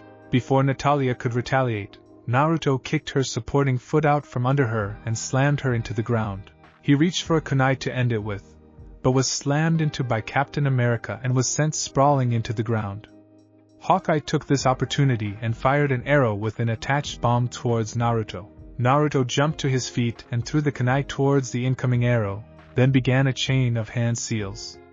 "Shadow kunai technique," he yelled as the slim kunai multiplied into dozens. As soon as both of the projectiles collided, a large explosion shook the clearing. "Damn it, these guys aren't holding anything back," Naruto thought as he took cover behind a large boulder and took out his 2 guns. As the smoke cleared, Natalia again tried to rush him, only to be stopped by the hail of bullets aimed at her. She quickly turned and took refuge with Cap and his shield. As soon as she counted 34 bullets, she jumped out and rushed his defense with Cap, only to find him gone. "Shit!" she yelled as she raised her hands to block an incoming kick. While her arms absorbed most of the impact, she was still sent flying a few feet away as Naruto went toe-to-toe with Cap. Cap began the encounter by throwing a hook towards Naruto's head, only for him to duck under the hook and deliver a brutal kick to Cap's knee. Before Cap could stabilize himself, Naruto grabbed his head and slammed it into his knee. He unsealed his katana and aimed the death strike, only to go on the defense as Hawkeye charged him with a sword of his own. "Come on, brat!" Hawkeye yelled as he slashed at Naruto, but Naruto just kept backing up slowly and parrying the oncoming blows. As soon as Hawkeye sent a slash to Naruto's neck, Naruto ducked under him and slashed at his leg, cutting it clean off. Hawkeye stumbled and fell, but before Naruto could kill him, Natalia wrapped her legs around Naruto's neck and threw him. As Naruto slowly got up, he looked to see Natalia standing there, ready for the final face-off. He sealed his sword and adjusted his gloves. "Come on!" Naruto yelled as Natalia ran to him and threw a hook followed by a jab, then a straight, and finished it with a kick to Naruto's face. Naruto caught the leg and before she could react, brought it down on his knee. Natalia screamed in pain as her leg shattered. She slowly got up and aimed her weapon at him, only to find him gone. She swiftly scanned the area in hopes of finding him, until she felt a strong grip on her arm. She turned to see a kick aimed to her head and leaned back to dodge it, but was surprised when it stopped a few inches after passing her head. She watched as the kick was brought back and the leg wrapped around her neck. She felt as the other leg swept her feet out from under her, sending them both to the ground. Naruto was holding her in an intricate-looking lock, putting her in a kneeling position with his leg around her neck and her head facing upwards. Without a single hand seal, a shadow clone appeared and performed a downward kick to her face, snapping her neck and ending the robot's life. As Naruto got up, Cap and Hawkeye stared at him. He had just beaten Natalia in her own fighting style. Cap was a bit shell-shocked at seeing his wife die yet again. First at the hands of Ultron, now at the hands of Naruto. He managed to snap out of it in time to see Naruto and Hawkeye fighting with swords. While Hawkeye was a clear weapons master, Naruto had always had a knack for weapons. Naruto grinned as he began channeling wind chakra into the sword and slashed at Hawkeye's, cutting it in half. Hawkeye quickly grabbed his bow and used the sharpened ends to retaliate against Naruto's sword. "Looks like you finally took my advice," Naruto remarked offhandedly as he looked at the sharpened edges of Hawkeye's bow. "A good teacher learns from his students," Hawkeye returned as he ducked under Naruto's slash. Naruto grinned and charged at Hawkeye, completely running past the downward slash Hawkeye tried to get him with. With one swift backward slash, Naruto buried his sword into Hawkeye's chest. He turned and pulled the sword upwards, opening a good portion of Hawkeye's chest. As the robot fell to the floor lifeless, Naruto's senses went haywire. He did a series of backflips to avoid a series of bullets aimed right at him. As he landed, he looked up to see Cap holding Natalia's gun and his shield. "You didn't forget about me, did you?" Cap asked angrily, a fire burning in his robotic eyes. Naruto scratched the back of his head and laughed nervously. "Maybe," he said and began running. Cap wasted no time and began firing the bullets left in the chamber at him. As soon as the bullets ran out, Cap tossed the gun to the ground. He looked around carefully, only to see an arrow headed towards him. As soon as it landed, it exploded, sending Cap off his feet. "What the hell? I thought Hawkeye didn't teach him how to make detonating arrows," Cap thought as he tried to get up, his confused brain trying to make sense of what just happened. As soon as he got to his feet, a large boot impacted his head and sent him back down. Cap looked up to see Naruto over him. Bow and arrow in hand, Naruto quickly let an arrow loose and watched it dig itself into the stomach of the robot. A few seconds later, one final explosion shook the forest as the robot was scattered to hundreds of tiny pieces. Naruto grimaced as he walked up to Tony and Jarvis. "Good job, kid," Tony said as he patted the boy on the back. "This isn't a time to celebrate. I just killed them for no good reason. I don't deserve to be part of the Avengers," Naruto said grimly as he walked towards the entrance to the bunker, only to be stopped by an arm on his shoulder. He turned to see Natalia, Cap, and Hawkeye standing there, unharmed. "You guys are alive." "But how?" Naruto asked, tears of joy forming in his eyes. "Please, those were just robot units. So long as our memory banks remain and there is a capable robot, we won't be leaving you alone," Natalia said as she hugged a now sobbing Naruto. She smiled as she saw his reaction. This was what finished his trials. Despite the fight and trials, he was able to do what needed to be done. And he didn't kill without emotion, but rather mourn the dead, despite them being enemies. Despite the inhumane levels of training Naruto took part in, he still retained the one thing every Avenger should have: his humanity. "Hey kid, hand me that box you retrieved," Tony said. Naruto nodded as he wiped away the tears running down his cheeks and made his way towards the group with Natalia. He unsealed the box and handed it to Tony, who in turn handed it to Cap. Congratulations, Naruto. Cap began as he took out a belt buckle with the Avengers insignia on it, and another Avenger that looked like it could be clipped to his vest. You have been through 8 long years of training, but have more than proven yourself of being worthy of being an Avenger. Today, you officially join our ranks as the first Avenger in 500 years. Codename Maelstrom. Captain finished. But why Maelstrom? Naruto asked with a smile. Because you somehow managed to do everything we taught you and made it your own. You mastered the teachings and improved them to such an extent that we were beaten by what we taught you. Natalia finished with a small smile on her face. And as custom dictates, I now pass my assassin name on to you. From now on, in infiltration, information, and assassination, you will be known as the new Black Widow. Naruto smiled as he hugged each of them. Thanks, guys. You have no idea what this means to me, Naruto groaned as his alarm clock went off. Yesterday, he had managed to defeat Captain, Natalia, and Hawkeye.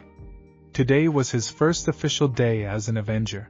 He put on his black cargo pants, steel-toed boots, and a black t-shirt and headed towards the kitchen. As he walked down the passageways, he noticed the maintenance robots seemed to be busy today, sunning left and right to service access tunnels. If he guessed correctly. He shook it off as he arrived at the kitchen and made his breakfast.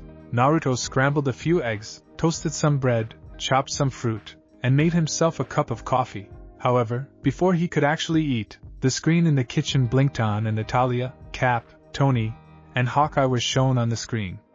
Naruto, have you eaten yet? Natalia asked through the screen. Actually, I was just about to before you called. He replied. Good. Meet us in the rec room right now. We need to talk. Came the response from Captain. Naruto groaned as he looked at his fresh breakfast, but relented and headed towards the rec room. Rec room. Are you sure the process will not harm him in any way, Jarvis?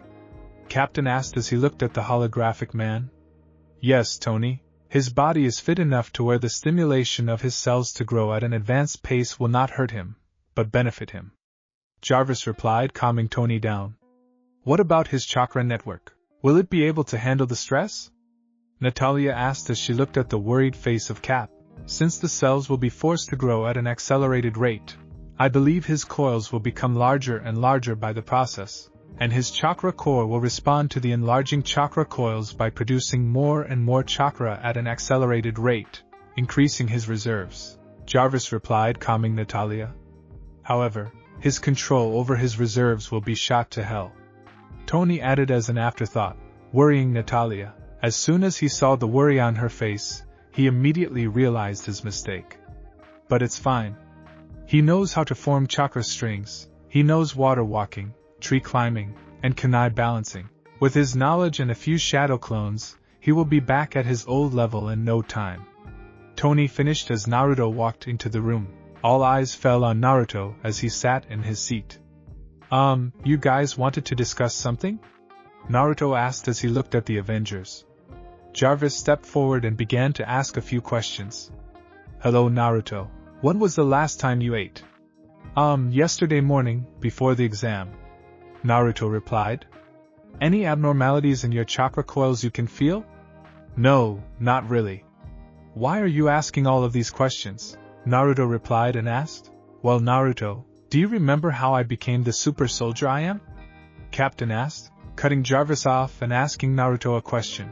Yeah, you told me an old friend of yours developed a serum, and you volunteered to be a human guinea pig. But what about the serum? You said it's been lost for ages. Naruto replied. Jarvis has managed to recreate the serum to a certain degree, and has changed it based on a few notes from the Namikaze library. Tony answered as he looked at Naruto with an expressionless face. Wait, you mean he cracked it? Naruto asked with an odd expression. Yes, but not quite. Natalia said as she pulled up a computer screen. The current serum we have only increases strength, stamina, speed, and a quicker metabolism. It offers no advanced healing, muscle growth, or physical growth like Captain's did. In layman's terms, you wouldn't change on the outside, just the inside. Natalia finished as she looked at Jarvis. I discovered a few intriguing notes in the Namikaze library, Jarvis said as he handed Naruto a file. Naruto opened it to see pictures of an odd bacterium and test results. That bacteria was created by Orochimaru of the Sannin in an attempt to create the perfect body. It stimulates chakra cores in order to heighten reserves as much as possible. As you can see, many of his experiments died because their chakra coils were unable to adapt. Jarvis said as Tony took over. Due to the serum and you having a healing factor due to your Uzumaki heritage, we believe that the bacteria might be a success for you. Of course, your control over your reserves will be shot to hell, but we're confident you can get it back to snuff.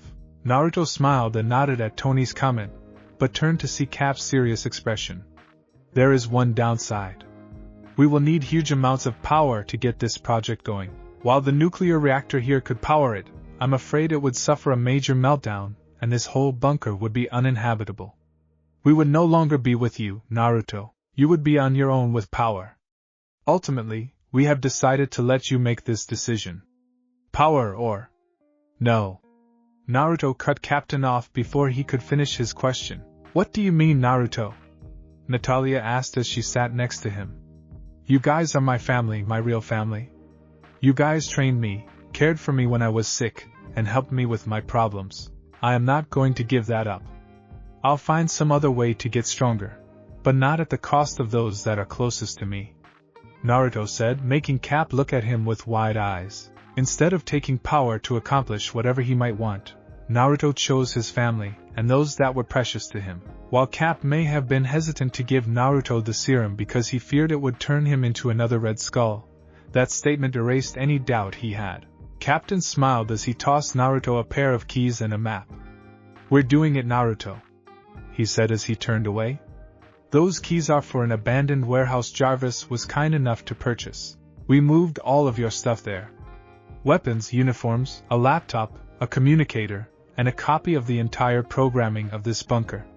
In that map I marked the location of Natalia's last secret bunker. While the landscape might have changed, it holds all of the technology this bunker does. Captain finished. But what about the radiation? Naruto demanded. This place was made to withstand an H-bomb. It can hold radiation. Besides, all of the service entrances are already secured and welded shut. The place where the serum will be administered will be an isolated room. After it has been done, you will have to start the self-destruct and seal the gate.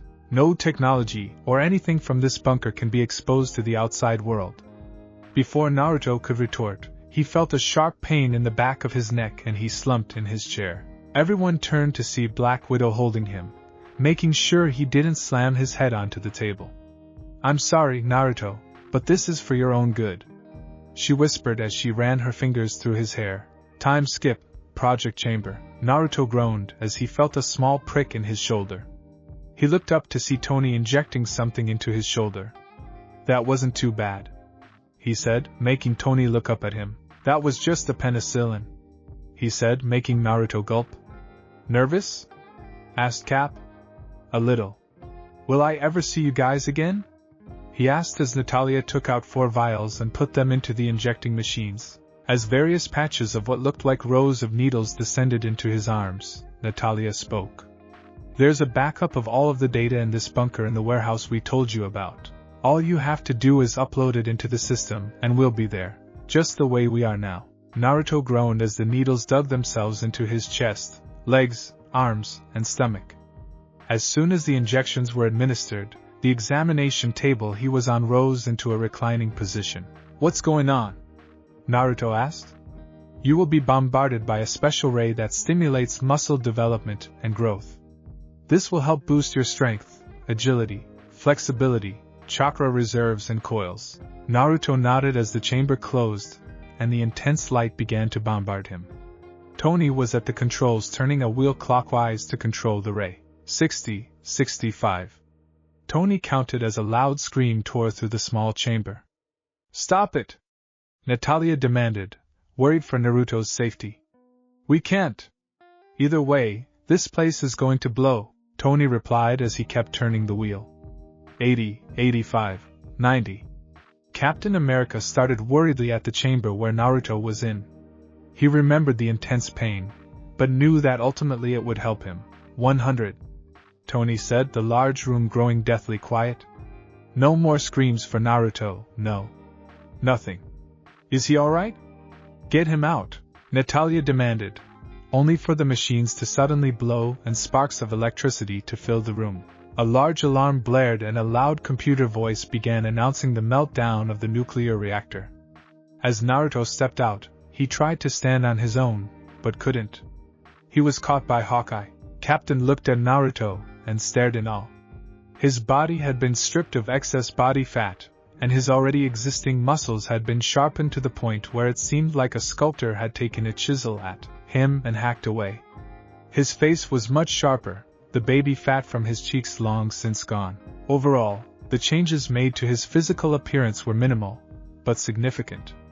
Naruto took his black t-shirt from Natalia, but before he could respond, was ushered out the only remaining exit. Naruto, the meltdown has begun, Tony said as he looked at the keypad in front of him.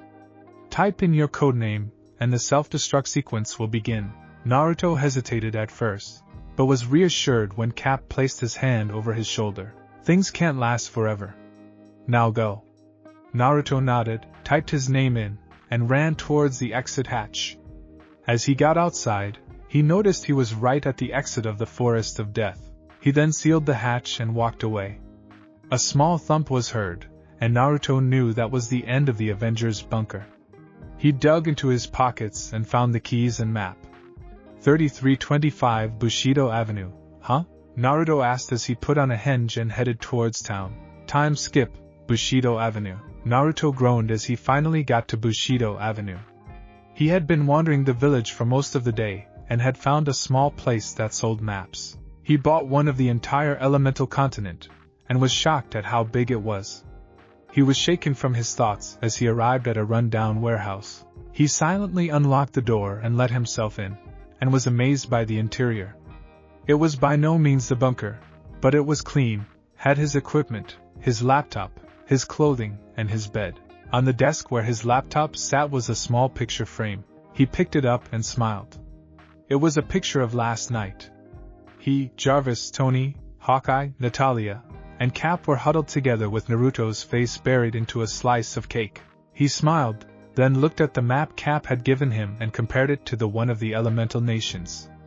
But the map he had been given seemed different. More spread out. Currently, the world's land is just one big chunk. But how? Naruto wondered as he took out a piece of paper and turned on the laptop. He had a lot of research to do. Time skip 1 month. That won't work either. Naruto muttered under his breath. It had been a month since the Super Soldier Formula episode and the subsequent meltdown of the bunker. Naruto had been trying to figure out where Natalia's bunker was, but his efforts had been less than fruitful. He had made various theories of where it might be, but the maps were always off, pointing to the bunker being in the middle of nowhere or in the bottom of the ocean. No map, he theorized, ever managed to fit the current elemental nations. Naruto groaned as he looked at the map sketched before him. It was impossible to figure out. At first, Naruto theorized that the elemental nations had been a result of the various continents, i.e. America, America, Asia, Europe, etc., reuniting and making another Pangaea. That idea was quickly discarded after Naruto created a map of Pangaea and realized that the specifications were off and there were entirely too many bodies of water. Since that day, his efforts got more elaborate, but to no avail. It was as if one minor detail was eluding him, but he couldn't quite put his finger on it. He shrugged as he put on a coat and headed to a nearby bar and grill. This puzzle, while interesting, was going to be the death of him. Same time, Chun-Li's bar. Tazuna was having a very shitty day. To start things off, he learned when he arrived at the village that he only had enough money for a C-rank mission. Everyone told him that the Kage was a good man who would listen and try to help. Bullshit. All Tazuna got was the standard "I'm sorry, but you can't afford that mission." After an hour of trying to barter with the man, Tazuna gave up. He offered to pay the full mission price when the wave was back on its feet, but that didn't work. Tazuna even went as far as to offer an exclusive trading contract with Wave, but the man just wasn't listening. All he was interested in was gold. "I guess it is the one thing that makes the world go round," Tazuna mused as he went back to his drink. He never noticed the young blonde man ordering a meal and sitting beside him. What's got you down in the dumps, old man? Naruto asked the drunk sitting next to him. Tarzana looked at him and said, Life, Gaki. Life's got me down. Come on, it can't be that bad. Naruto said as a cute red-headed waitress handed his order to him. Not that bad? I was supposed to hire a ninja team to protect me so I can help finish a project that would benefit my home. But can I? No, all because of that money-grubbing Kage, Tazuna said as he stopped to drink his drink. Well, why not barter with him? I'm sure if you offered him payment at a future date, or something. Naruto began, but was cut off by Tazuna. Kid, the only way that's going to happen is if he starts looking at things upside down. A flash of recognition ripped through Naruto when he heard those words. Upside down. That's it! Naruto happily exclaimed as he jumped from his seat. He pulled out a wallet and left enough to cover the meal plus a tip. When are you leaving, old man? Naruto asked. Tomorrow. Why? Tazuna asked warily. Because you just found yourself a bodyguard, Naruto said as he left the bar in a hurry. Warehouse. Naruto groaned as he looked through all of the map sketches he made. Specifically, he was looking for the first one he made of Pangaea. If his hunch was correct then... Aha! Naruto said as he found the sketch. He flipped it and drew it. If my theory is correct, then the continental drift tore apart the original Pangaea and replaced it with a mirror image, on the other side of the world, Naruto said to himself as he finished the tracing. Now, Naruto began as he overlapped his sketch with the original map. It fits! Naruto yelled triumphantly as he tried to figure out the location of Natalia's bunker. Now if I'm right then it should be here, Naruto said as he pointed right at the village hidden in the clouds, Kumogaku no Sato. Naruto said as he saw how far he would have to travel. It was literally the other way. Naruto groaned, but started collecting his items and sealing them in scrolls. Part of being an Avenger was helping people who needed help, and that drunk in the bar looked like a dead man walking. Time skip. The next day, Naruto waited patiently at the village gates for Tazuna. He had locked the warehouse up and had taken everything of value with him. This might be the last time he saw this wretched village, and he could without a doubt say he wouldn't miss it. Since he spent all of his time in the bunker, he didn't really have any connections here. All he had were memories. Naruto was shaken from his thoughts as Tazuna arrived at the gate.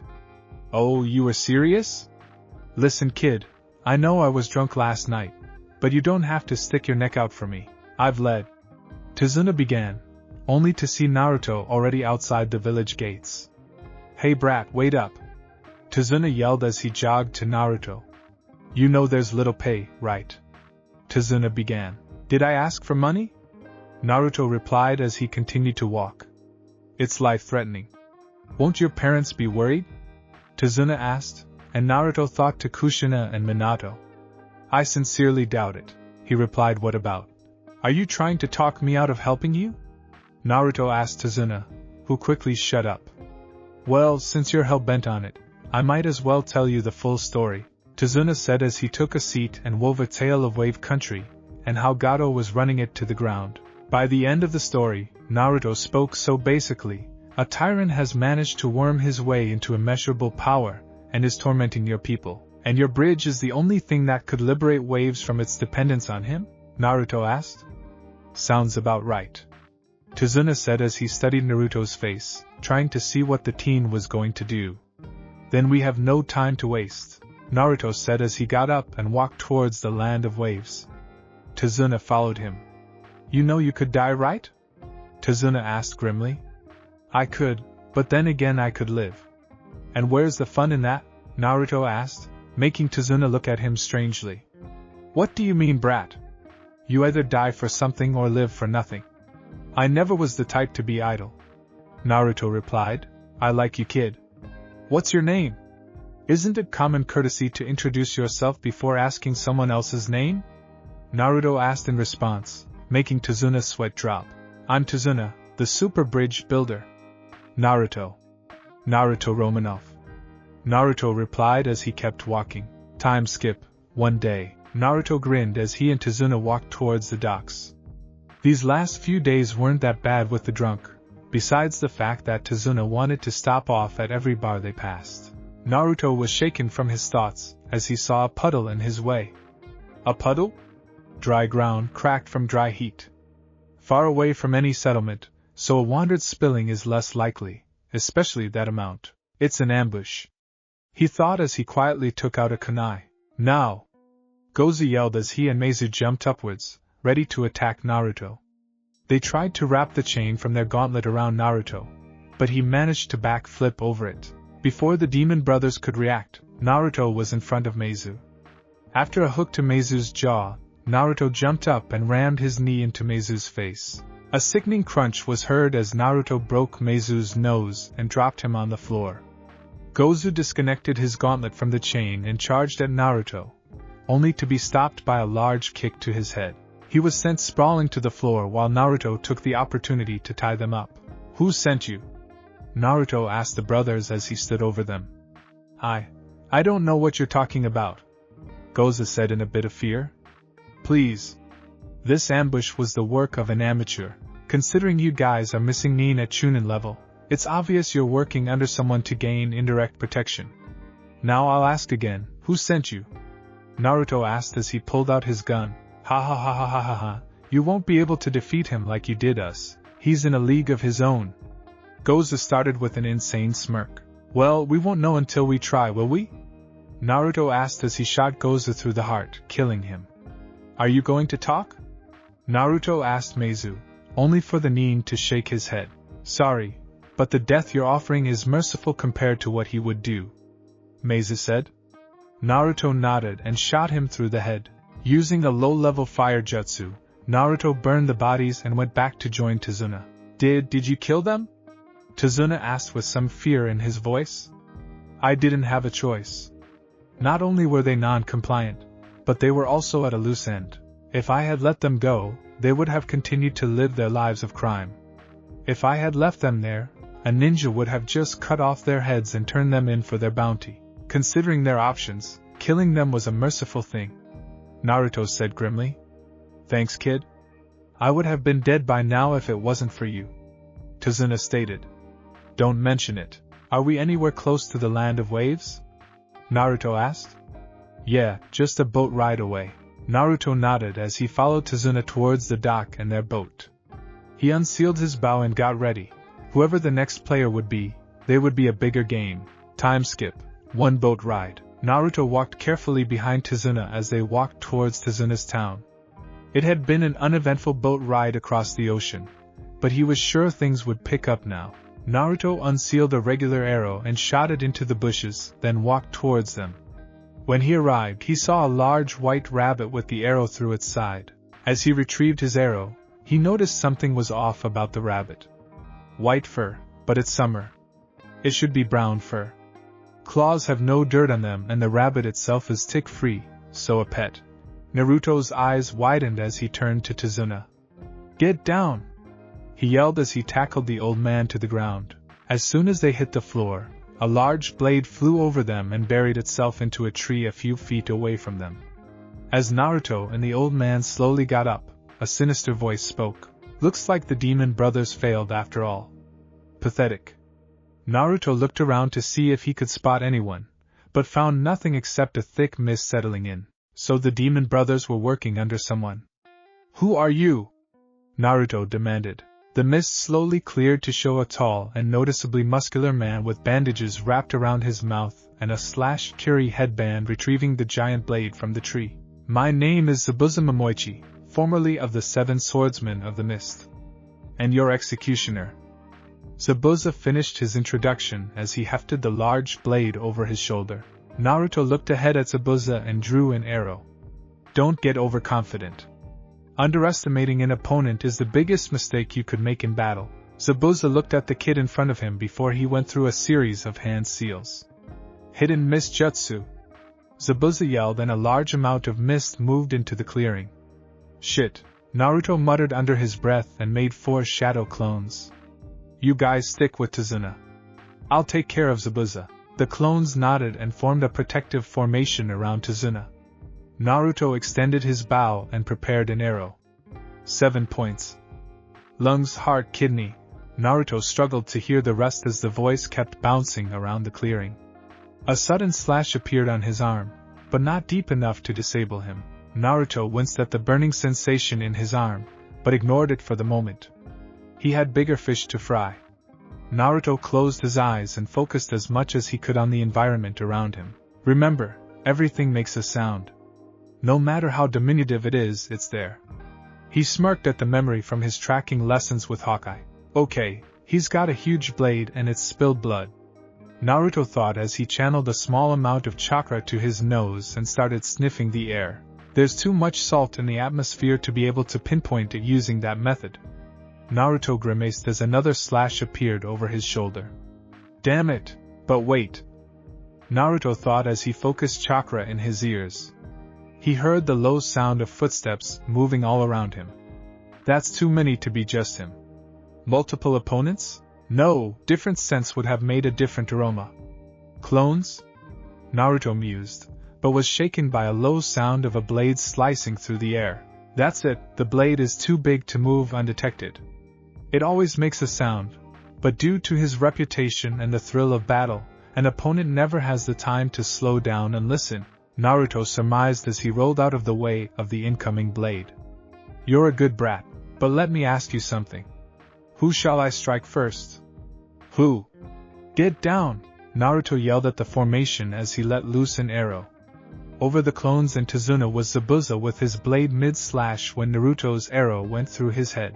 Naruto watched as the Zabuza standing over the clones turned into pure water. So I was right, he was using clones. Naruto thought as he made a few hand seals. Wind release. Spinning wind, Naruto yelled as he coated his hands with wind chakra and began spinning, forming a mini tornado that cleared away a lot of the mist. As Naruto stepped out of the tornado, he became slightly disoriented. Zabuza saw this as a chance to attack and charged head-on, intent on killing the blonde when an arrow buried itself into his chest. Before he could react, the arrow then became critical and blew up inside of his chest. Instead of the regular splatter of blood and bones, only water flew. Shit, another clone, Naruto thought as he made 2 more shadow clones and had them run to the forest. A distraction, thought Zabuza as he watched the young blonde.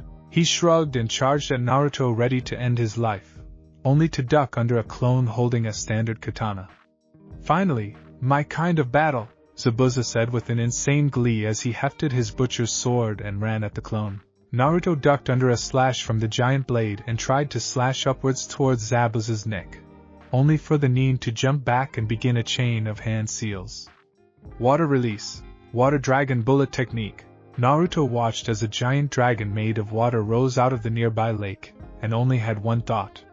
He barely had time to jump backwards as the dragon began charging towards him. Zabuza watched as the young brat tried to avoid his water dragon by jumping onto the lake and water walking on its surface. Big mistake. Zabuza thought as he shunshined behind Naruto. Shit, this water feels weird thick, like it's laced with chakra. Shit! Naruto thought as he made a few hand seals. After a poof, Naruto still stood there, but was wearing a huge grin on his face. What did he do? Zabuza wondered as he finished his chain of hand seals and put his hand on Naruto's shoulder. Water prison technique. Naruto watched as the overly thick water rose and began forming a circular prison around him, not even leaving any space for him to breathe. First mistake, you ran into your enemy's element. Zabuza started with a satisfied smirk as he looked at Naruto in the bubble. Naruto smirked as he began focusing chakra into his stomach. A few seconds later, a large explosion shook the clearing, completely dispelling the water prison and knocking Zabuza roughly into a tree. First mistake, you underestimate your opponent, Naruto said as he jumped out from behind the forest line. But how? Zabuza asked as he used his sword to stand up. Simple exploding clone, Naruto replied as he unsealed his blade from his shoulder and resealed his bow. Naruto ran at the down Zabuza with his blade poised to slash the throat, only for 3 Samban to pierce Zabuza's throat. Naruto studied the Samban and went to take Zabuza's pulse, only to find that he was dead. Naruto looked around to see what had just happened, but found the clearing to be empty. Before he could even voice a question, a ninja wearing a hunter nin mask came down and grabbed Zabuza's body. Thank you for your assistance. I have been searching for him for a very long time. The hunter Nin said sunshine away, leaving Naruto and Tazuna alone in the clearing. What just happened? Tazuna asked Naruto as the blonde tried to hold his still bleeding arm. Hunter Nin. They hunt down missing ninja from their respective villages in an effort to prevent village secrets from being made public. Is your house near here, old man? Naruto replied and asked at the same time. Yeah, just up ahead. Think you'll be able to make it? Tazuna asked his blonde guard. Yeah, I just need a good night's rest and an antibiotic cream or ointment, Naruto said as he followed Tazuna towards his house. Tazuna's house. Naruto groaned as he and Tazuna arrived at his house. The walk hadn't been bad, the problem was that his wound burned whenever exposed to the salty air of the land of waves. Tazuna knocked on the door and was greeted by his daughter, Tsunami. Father, I'm so glad you're safe, Tsunami said as she hugged Tazuna. Civilian, average woman? Mother, if her countenance is correct. Make do with what she has as made clear by her plain, but well cared for clothes. Naruto thought as he looked at the woman before him. Well, it's all thanks to my super awesome guard, Naruto. Tazuna happily exclaimed, putting Naruto in the spotlight. Thank you for taking care of my father, Naruto-kun, Tsunami said as she bowed slightly. Hey, it's no problem, right? I'm just doing what anyone else would have done, he said as he scratched the back of his head. You both must be starving. Please come in while I make something to eat, Tsunami said in a happy tone.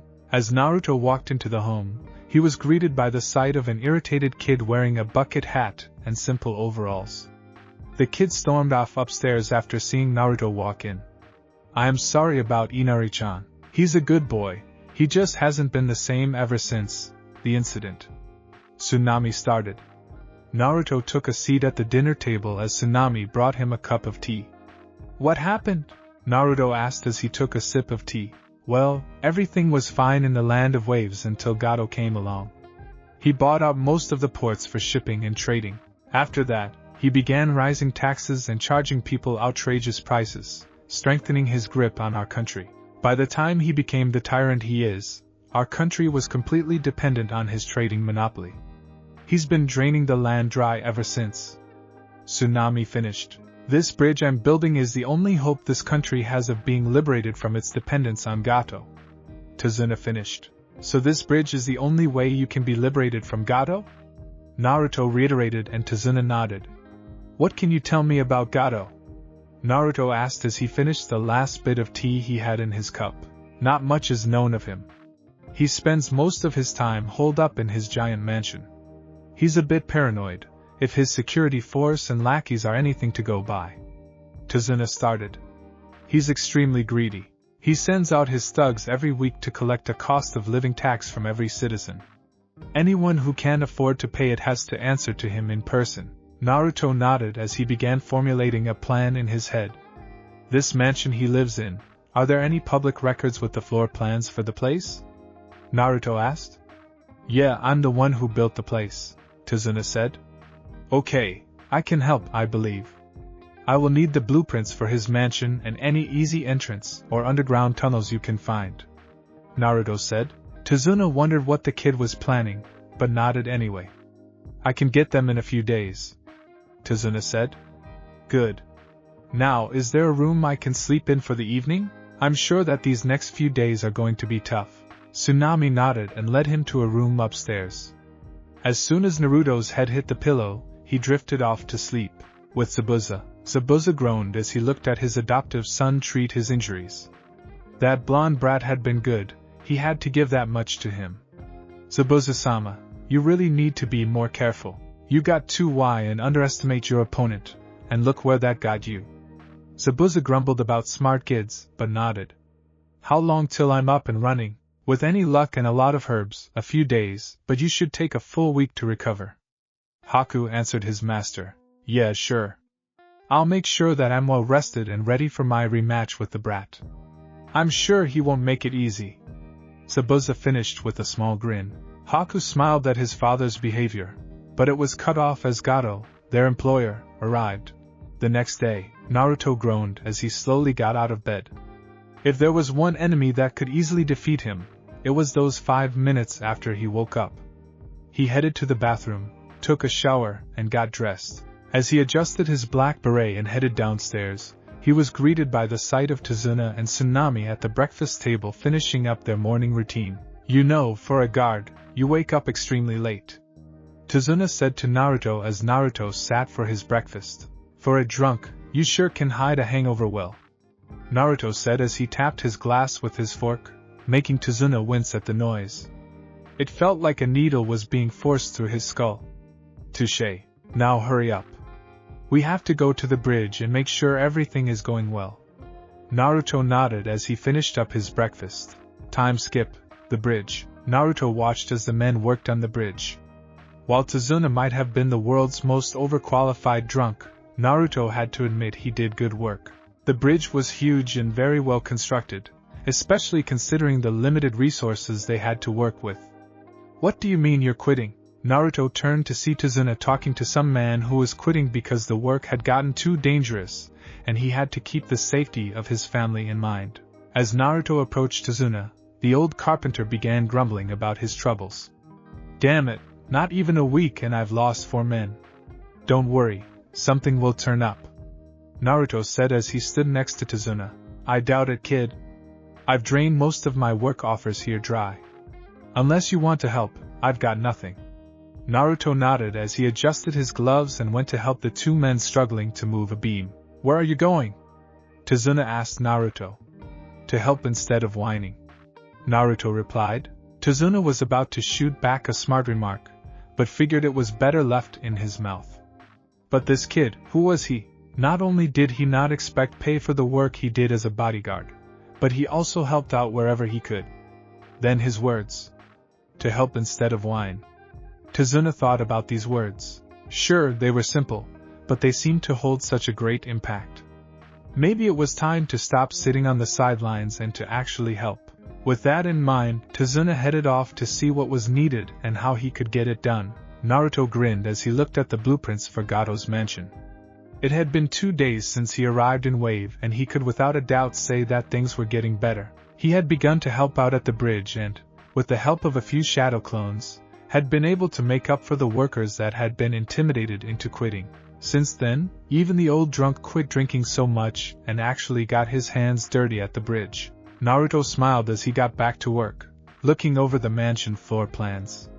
Tazuna, isn't there a drainage system or something for this place? Naruto asked the drunk sitting across from him. Yeah, there's a system of underground catacombs to help with the excess water. Since it's located in the middle of the forest, there had to be some way of relieving the excess rain and water so the mansion didn't end up being in the middle of a swamp. Tazuna finished. Is there an access tunnel or something? Naruto asked. Tazuna nodded and highlighted a hatch near the rear of the mansion. This place looks really big. Naruto mused as he looked at the blueprints. Which are the main support beams? Naruto asked Tazuna. They're spread throughout the entire mansion, Tazuna said as he laid a transparency over the blueprints that highlighted a few dozen support beams. Naruto nodded as he looked at the blueprints. I think I might have what I need, Naruto said as he rolled up the blueprints. Tazuna had a look of worry on his face, which Naruto thankfully noticed. What's wrong, Tazuna? Well, there are a lot of guards and patrols guarding the entrance. Not only that, but there's an intricate lock on the entrance, Tazuna finished. Naruto nodded. It'll be alright, don't worry. Naruto finished with a smile. Why? Naruto turned to see Inari there, a bucket hat covering his eyes. Why what? Naruto asked. Why are you trying so hard to fight against Gato? No one can defeat him. He's got money, power, thighs, and influence. Can't you tell that next to him, you're nothing? Inari yelled.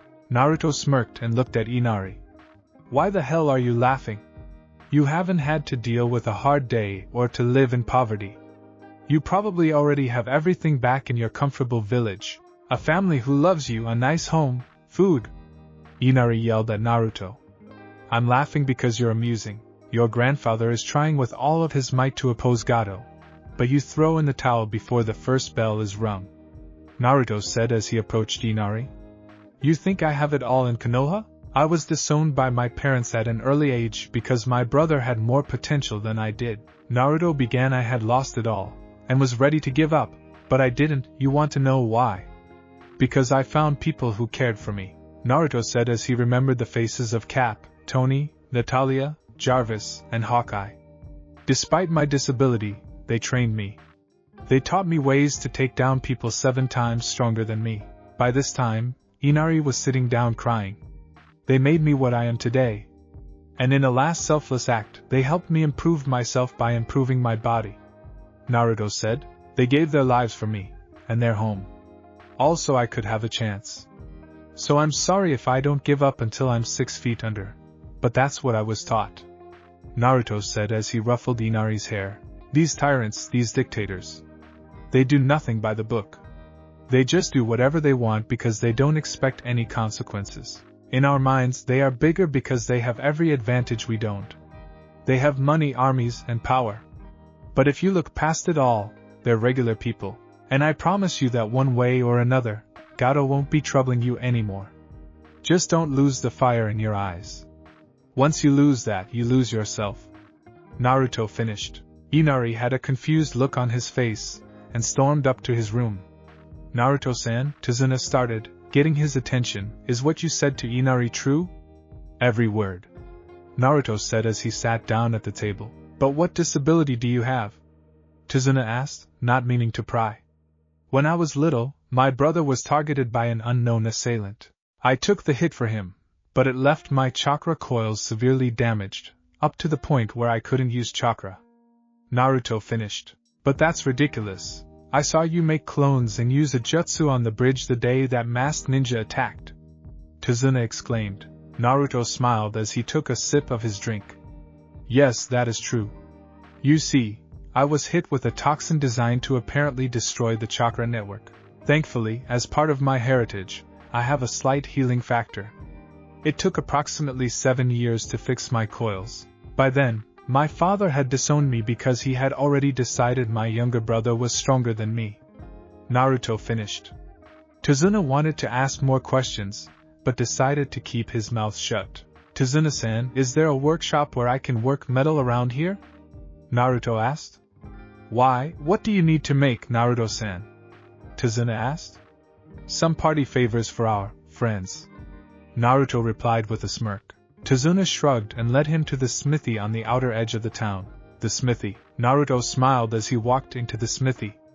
It had everything he would need to get ready for the next day's battle. He went to light the coal and get everything ready. Time skip, 2 a.m. The next day, Naruto groaned as he stepped out of the smithy. It had been a grueling 8 hours, but he had finally managed to finish his little project. But he was completely exhausted and overheated. He laid on the soft grass as the cool breeze washed over him.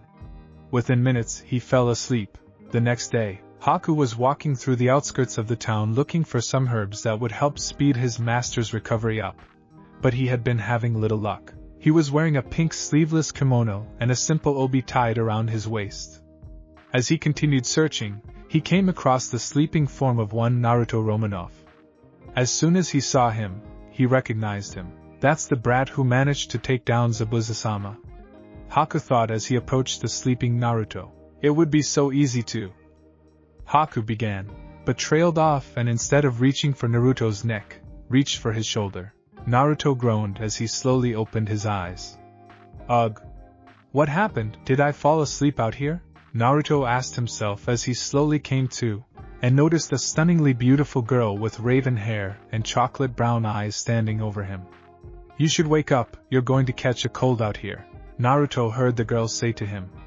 He sat up and rubbed the back of his head. No, thank you, miss, but I'll be fine. It will take more than a cold to take me down. My name is Naruto Romanov, Naruto said as he extended his hand towards the young girl. I'm Haku. Why were you sleeping out here, Naruto-san? Haku asked as he continued to search for his herbs. Oh, I was just finishing a few preparations, Naruto said as he looked over Haku's shoulder. No, what are you doing, Haku-san? I'm picking a few herbs to help a friend of mine get better. What about you, Naruto-san? Why are you out here making preparations? Haku asked Naruto. I'm getting ready for an assignment. Naruto replied. Assignment? Are you a shinobi? Haku asked. No, I'm not a shinobi. I'm just helping out a few of the people in the town. Naruto replied. Wow, you must be really strong then. Haku commented. I guess I am. Naruto replied sheepishly. What do you fight for? Haku asked. What do you mean? Naruto asked Haku, confused at her question. What do you fight for? Everybody fights for something. Haku replied. Well, I fight for the people who have been wronged and have no way of helping themselves. Naruto replied. That's good. I believe you are the strongest when you fight for the sake of someone else, not your own. Haku said as he finished picking herbs. Well, Naruto-san. I'm afraid I must get back to my sick friend. Thank you for listening to me. Haku said as he left. No problem, Haku-san. It was great to meet you. Haku smirked as he turned to look at him. By the way, I'm a guy. Haku finished as he left the clearing, leaving Naruto's face drained of blood. Gah! No. No freaking way, Naruto thought as he watched the male leave. He got up, loosened his joints, and headed back into the smithy. He still had to collect his items and head back to meet up with Tazuna for guard detail. The bridge. Tazuna looked a bit paranoid as Naruto walked over to him. Naruto tapped his shoulder, only for Tazuna to jump like a frightened cat. Nah, Tazuna-san, are you okay? Naruto asked him. Yeah, just peachy. Where were you? Tazuna replied and asked. At the smithy finishing up. I kind of fell asleep last night outside of the smithy. Naruto replied as he made 5 shadow clones to go help with the bridge. Well, did you finish what you needed to get done? Tazuna asked as he hefted a bag of concrete. Yeah, I got everything done. Tonight is going to be a very dangerous night for everyone, though. Naruto replied as he grabbed a bag of cement and followed after Tazuna. I'll tell you and the whole family later tonight. Naruto said. Tazuna hesitantly nodded but knew he didn't have much of a choice. Time skip. The same night, Tazuna stared at Naruto as he put on his Kevlar vest. You do realize what you are planning is crazy, right? Tazuna said. Naruto nodded as he adjusted his fingerless gloves and his face mask. Yeah, I know, but this is a quick and efficient way to solve the problem. Tazuna hesitantly nodded, agreeing with Naruto's point. Anyway, I'll be leaving 5 shadow clones with you and the family in case shit hits the fan. Hold yourselves up and no matter who knocks, do not answer. My clones will give you the all clear when everything is okay. Tazuna nodded. Forest near Gato's house. Naruto slowly made his way over the trees around Gato's house. Overall, the midget had been extremely careful. He had already ducked to avoid 5 patrols and had avoided 3 different tripwires. But the hatch was still swarming with bandits. It was literally right in the middle of a bandit camp. Shit, if I leave them alive, they'll terrorize the village after Gato is gone. If I kill them now, I run a greater risk of being discovered. Naruto mused as he took a kunai out of his pouch. The things I do, Naruto sighed out as he slowly made his way into the camp. Bandit camp. Naruto smirked as he saw the bottles of sake littering the entire campsite. Apparently, they had a big party and got stone cold drunk. Most of them were passed out of the floor. He carefully went up to each one of them and slit their throats, being as silent as possible. At first, he winced at the loss, but after the 5th throat, ignored the feeling in favor of finishing the task at hand. He slowly walked up to the last of the 12 bandits, but his foot kicked an upright sake bottle. As the bottle smashed into the floor, the bandit began to stir. As he slowly opened his eyes, he was greeted by the stinging sensation of a kunai being rammed into his throat. Without making a sound, Naruto wrapped the man's head in his arms and laid him down. As Naruto wiped his kunai clean, he inspected the carnage. This feeling never went away, knowing you extinguished a life, even if it was a life full of sin. He sighed and unsealed his lockpick set from his infiltration tools. After fiddling with the lock for 15 minutes, a small click was heard. Naruto removed the lock and quietly entered the service entrance to the catacombs. He was in, and if he had anything to say about it, Gato had a few hours left to live at best. Naruto stuck to the shadows as he entered a large room, where the first main support beam was supposed to be. He quietly made sure that no one was in the room and made an all-too-familiar hand seal. Shadow Clone Jutsu, he whispered as 3 clones popped into existence. Everybody knows the plan, right? Naruto asked his clones as he unsealed the project he had been working on in the smithy. He took out a small storage scroll from his vest pocket and channeled a bit of chakra into it before he threw it on the floor. With a large poof, 3 quivers full of arrows appeared. Naruto motioned for each of the clones to pick one up and made sure there were enough arrows. Once the equipment was distributed, Naruto spoke. Alright, security here in the catacombs is lax at best. Either way, we can't afford to get caught. You too, he pointed at the 2 clones in front of him. Your job is to tag every major support beam down here. He finished as he pointed at the specific beams on the blueprints. Split up if you have to, but make sure you aren't caught. Naruto picked up the map and studied the entrances. You're with me, he said to the last clone as he unsealed his own bow and arrows. The clone nodded. We meet back up here in 20 minutes. Naruto finished the plan. What if you don't make it back? One of the clones asked. Then you know what to do. Naruto quickly replied. We'll leave, the clone stated. No, you idiot, you wait another 10 minutes. Naruto replied to the clone as he and his clone headed towards the entrance to the main household. Main household. Naruto whistled silently at the inside of Gato's home. He had to admit, for an oppressive tyrannical dictator, the man had class. He shook his thoughts as he ducked into a dark shadow to avoid a group of guards. His shadow clone had already left to tag the important support beams, leaving him to his own devices. Damn it, where the hell is Izuno? One of the men on the patrol teams asked the rest of the team. I don't know. Probably got lost. Another man on the team replied. Yeah, well, let the little shithead get lost. I'm not putting myself on the line for anyone else but myself. The patrolling thug said as he left, the rest of the team following him. Izuno, huh? Probably a new recruit, seeing as how these guys already know the layout. Since they didn't bother to wait for him, that just proves that he isn't considered one of them yet, Naruto thought as he heard footsteps approaching. He quietly looked around the corner to see a middle-aged man wearing brown pants and a khaki t-shirt holding a lantern as he searched the halls. Damn Shanedo, leaving me behind. The man grumbled under his breath as he continued to search with his head to his side. Headed to the side, partial deafness in ear, patrolman, so probably spends a lot of time on his feet. Scent of sake all over his person, so heavy drinker. Naruto thought as he finished his plan. As soon as the man was close enough, Naruto acted. He stepped out from the shadows and punched the man in the ear, and before the man could scream sent a jab to his vocal cords to disable them. With a quick jab to the kidney and a strong kick to the knees, the man fell to his feet. Naruto quickly caught the man and dragged him back to the shadows. While the man was still conscious, he was confused, dazed, and in pain. You have seen what I can do, and I can do a lot worse, Naruto started as he held his hand over the thug's mouth. I will now ask you a series of questions. If you answer them honestly, then I will let you live. Nod once for yes and twice for no. Do you understand? Naruto asked his captive. Good. Are there more than 5 guards on patrol tonight? 2 nods. How many for? 1 nod. Is Gato's office here downstairs?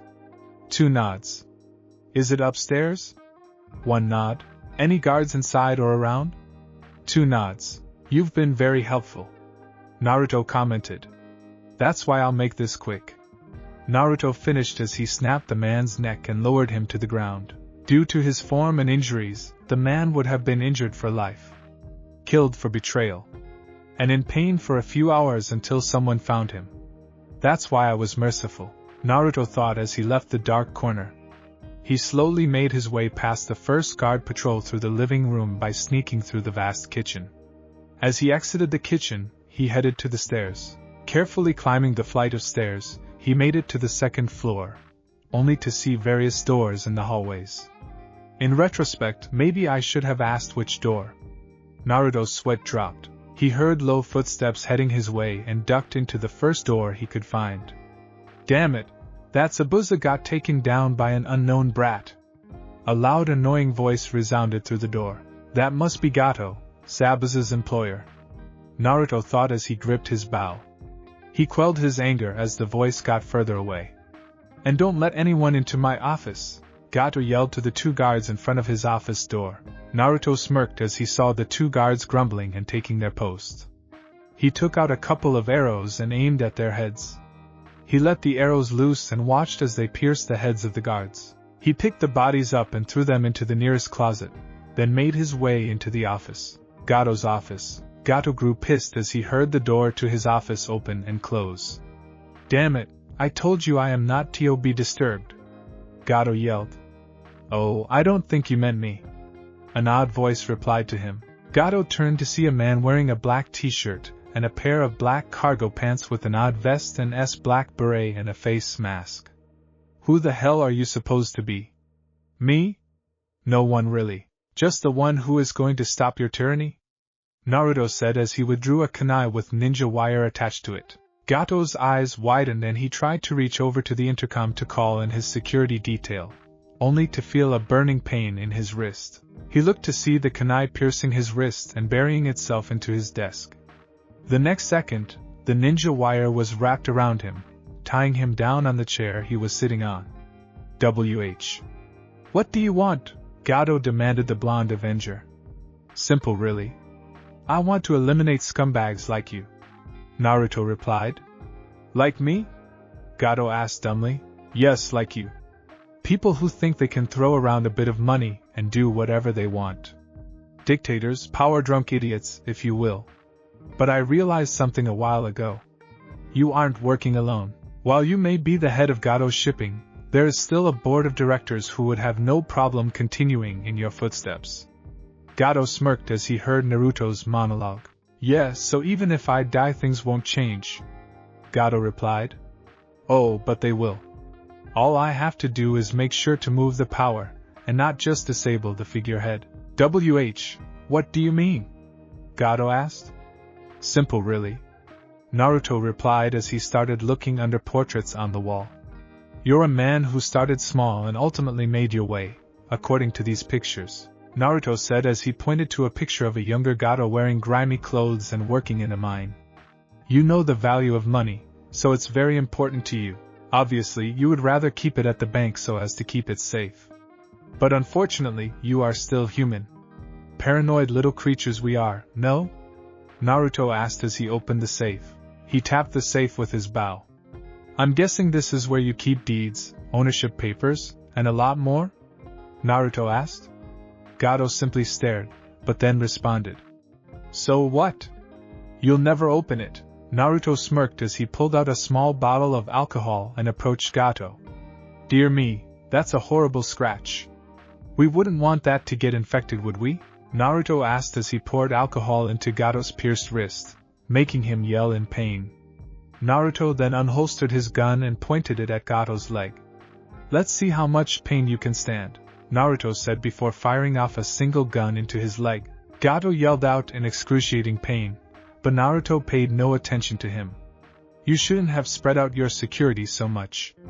They will take a while to get here, Naruto said as he used the kunai to dig the bullet out of Gato's leg, purposefully digging deeply into the leg to really make him feel it. Now, let's disinfect that. Naruto started, only for Gato to yell no, please no. I'll do anything. Gato pleaded. What's the combination to be safe? Naruto demanded 16-24-34. Gato instantly replied. Naruto went to open the safe and got out all of the documents. Good, now you're going to sign here, Naruto said as he pulled him onto a chair and pointed to the transfer of ownership page of the documents. Gato quickly signed it and handed the documents to Naruto. Good, everything seems to be in order. Bye, Naruto said as he began to leave the room. Wait, you can't just leave me like this. I need medical attention, Gato yelled, making Naruto laugh loudly. After what you have done to this country, do you honestly expect any of them to help you? Gato was about to reply, but bit his tongue. Exactly. Now, I can alleviate the pain. Naruto started. Please, anything, Gato begged. Naruto pointed his weapon to Gato's head and fired a single round, piercing Gato's head and ending his life. Before Naruto could say anything witty, he heard shouts getting closer to the office. "That's my cue to go," Naruto muttered to himself, as he quickly made his way back to the entrance to the catacombs. Catacombs? Naruto swiftly made his way through the catacombs, not even caring about the few scattered guards yelling at him. Before he could get far, a large arm clotheslined him into the ground. "I figured you would show up here eventually, brat," a familiar malicious voice stated. Naruto quickly got to his feet and looked up to see Zabuza staring at him. "Zabuza, Gato's dead. You have no more reason to fight," Naruto stated. "Wrong. You just killed my meal ticket," Zabuza said as he tried to unsheath his executioner's blade. "What?" Zabuza asked as he turned to his blade. The catacomb hall was too narrow for him to be able to successfully withdraw his sword. Before Zabuza could react, a steel-toed boot slammed against his jaw. Zabuza shook his head as he recovered from the impact. Before Naruto could get into a fighting stance, a cold sensation wrapped around his neck. He turned his head slightly to see the hunter Nin choking him with a large, well-woven rope. Naruto's hands quickly reached the rope and he dug his fingers into the closing space between it and his throat. "At least I'll be able to breathe somewhat," Naruto thought as he pulled at the rope. Haku had a hell of a grip. Naruto had to at least give him that much. Naruto watched as Zabuza rose to his feet and glared at him. "Damn, you pack a mean punch, brat," Zabuza said. He then punched Naruto in the gut hard, making Naruto groan in pain. Zabuza nodded at Haku and Haku began tightening the rope around Naruto's neck. "Who sent you?" Zabuza demanded from Naruto. Naruto choked out, "Why? Your fashion consultant," Naruto spat out, making Zabuza punch him in the face. Naruto's brow split open as he stared at Zabuza defiantly. Zabuza then followed with a hook to Naruto's stomach, making him fall. He nodded to Haku again, Haku's grip tightening the rope. Shit! Shit! Damn it, everything is getting blurry, Naruto thought as he tried to breathe, his face red from the lack of oxygen. "How many men are on your team?" Zabuza demanded, making Haku look at him questioningly. "Zabuza-sama, he's the only one who we found," Haku said. "Look at him, Haku. He's obviously a professional. Look at the way he's dressed. Black and incognito. Beret obviously points to an organization. He has all of the equipment a professional would need. No professional in their right mind would go into a mission this dangerous alone," Zabuza rationalized. Haku nodded at Zabuza's explanation as Naruto tried to wheeze out a response. Zabuza nodded at Haku and Haku loosened the grip on Naruto's neck, making him stumble and gasp for breath. "I'll ask once again, how many men are on your team?" Zabuza demanded. "Just your mother," Naruto replied, making Zabuza kick him in the stomach. "Well, this one is useless. Kill him," Zabuza told Haku. Haku nodded and made a spike out of ice. "I don't like killing Naruto-san," Haku started as he approached the downed boy. "But to be an effective weapon for Zabuza-sama, I will kill my feelings and become a true shinobi." Before Haku could stab Naruto, a loud noise resounded through the catacombs. Haku yelled as a sharp pain flared in his shoulder. Haku gripped his shoulder, but before he could react, Naruto sent an upper kick to Haku's head, making the androgynous shinobi fall to the floor. "What the hell?" Zabuza demanded, but was forced to take cover as a flurry of kunai came at him. "What's going on?" Naruto thought as he raised his head to see his three clones mounting an all-out long-range attack. Naruto took the opportunity to get up and run into the nearest catacomb tunnel. As he ran, he failed to pay attention to his surroundings, and was once again clotheslined by Zabuza. Naruto hopped to his feet and got into a fighting stance as the swordsman took his own. "Let's see, based on our fight, his main strengths are Kenjutsu and water ninjutsu. The hall is long enough for him to unsheath his sword, but not long enough for him to be able to use it effectively. Anywhere jutsus are out of the question since there is no available water source, and it would probably flood the tunnels." Naruto was shaken from his thoughts as he ducked under a punch from Zabuza and countered with a kick to Zabuza's ribs, making him grunt in pain. Before Zabuza could react, Naruto sent a kick to his face, making his brow split. Come on, is the big bad demon scared? Naruto taunted, making Zabuza growl in rage. Zabuza got up and threw a series of jabs and punches at Naruto, only for them to be sidestepped or swatted away. Zabuza tried to kick Naruto in the face, only for his foot to be caught by the blonde. As Naruto caught the foot, he immediately sent a kick to Zabuza's knee, making the swordsman yell in pain. Naruto tried to send another kick, only for the swordsman to spin in mid-air and kick him away. Naruto slowly got up, only to be slammed back onto the ground as Zabuza grabbed him by his neck and slammed him against the floor. You aren't going to make a fool out of me, brat, Zabuza yelled as he stomped on the back of Naruto's neck. Before Naruto could react, a figure tackled Zabuza off him. Go, get out of here, boss. Naruto heard his clone yell. He wiped the blood from his nose and ran full speed towards the exit, making sure to avoid any guard that may have been able to take him down on the way. As he got to the rear entrance, he saw his other two clones standing there. What the hell happened to you, boss? They asked him. I got my kicks, Naruto replied, then turned to them. Did you guys tag all of the main support beams in the house and catacombs? Naruto asked, and all of the clones nodded in response. Naruto took this as a go-ahead and formed his hands into the detonation hand seals. Boom! Naruto muttered. In the catacombs, various support beams had been tagged with arrows. As soon as Naruto activated his hand seal, the seal engraved into each of the arrowheads began to sizzle. Before anyone could react, an explosion shook the catacombs and the main support beams, making the land around the main mansion into one big sinkhole. But it didn't end there. As soon as the main beams of the catacombs fell, the arrows tagging the main support beams of the main household were triggered. Naruto watched as the once proud mansion crumbled to pieces. Damn, that was definitely one of my tougher operations. Naruto mused as he let out a sigh of relief. He turned and was about to leave when a loud voice resounded through the clearing. I'm not through with you yet, brat. Naruto groaned and turned to see Zabuza charging at him, blade drawn and in hand. Naruto took out a kunai and charged at Zabuza. Zabuza threw a large slush at Naruto's face, only for Naruto to duck under it and to stab his kunai into Zabuza's already injured knee. Before Zabuza had time to register the sudden surge of pain, Naruto followed up with an uppercut to Zabuza's jaw and then slammed his elbow into Zabuza's face, breaking his nose. Naruto withdrew his katana and charged at Zabuza, blade positioned to stab Zabuza's heart. Seconds before Naruto stabbed Zabuza's heart, a giant ice mirror appeared in front of him.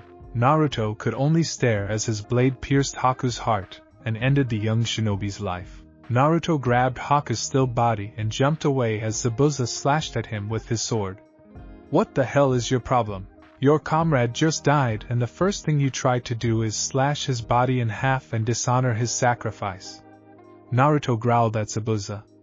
Haku was nothing but a weapon for me to use as I see fit, Zabuza coldly stated as he steadied his body weight on his good foot and began charging at Naruto. Before Zabuza could get close, he was pierced in the shoulder by an arrow, making him drop his giant sword. Then another arrow pierced his leg, making him fall to the floor. You're wrong, Naruto stated as he approached the downed Zabuza, bow in hand. Haku was a person, just like you and me. He had feelings, dreams, aspirations, and goals. And you know what they were. They were all to help you achieve your dreams, Naruto said coldly, making Zabuza wince at the harsh words. I thought people like Gato were scum, doing and taking what they wanted when they wanted, Naruto began. But it's people like you that are the real scum. Sacrificing others for your own gain, and not even batting an eyelash when they die in front of you. Naruto turned and walked away. Wait, where are you going, brat? Come back, our battle isn't over, Zabuza yelled at him. It's over, Naruto muttered as the arrows in Zabuza's shoulder and leg began fizzing. With that, Zabuza's life was ended in a large-scale explosion. Naruto winced as he made his way back to Tazuna's house, the ringing sound in his head and his damaged face making it hard for him to walk straight. The next day, Naruto's room. Naruto was having a pretty good morning. He woke up in a soft bed, the floor was warm, and his split brow and bruised face were already healed thanks to his healing factor. He made his way downstairs, only to see Tazuna, Tsunami, and Inari all gathered around the kitchen table. "Well, what happened?" Tazuna asked Naruto. "You got a pen?"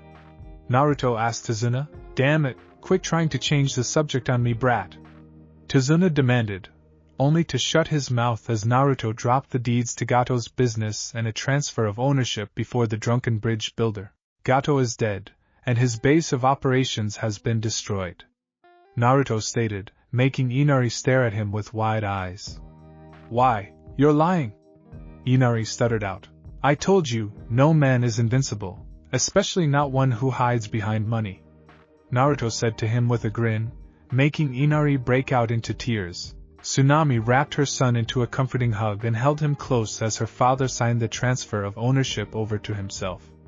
"But why are you doing this, brat? You could have just overthrown Gato and taken his place," Tazuna asked suspiciously.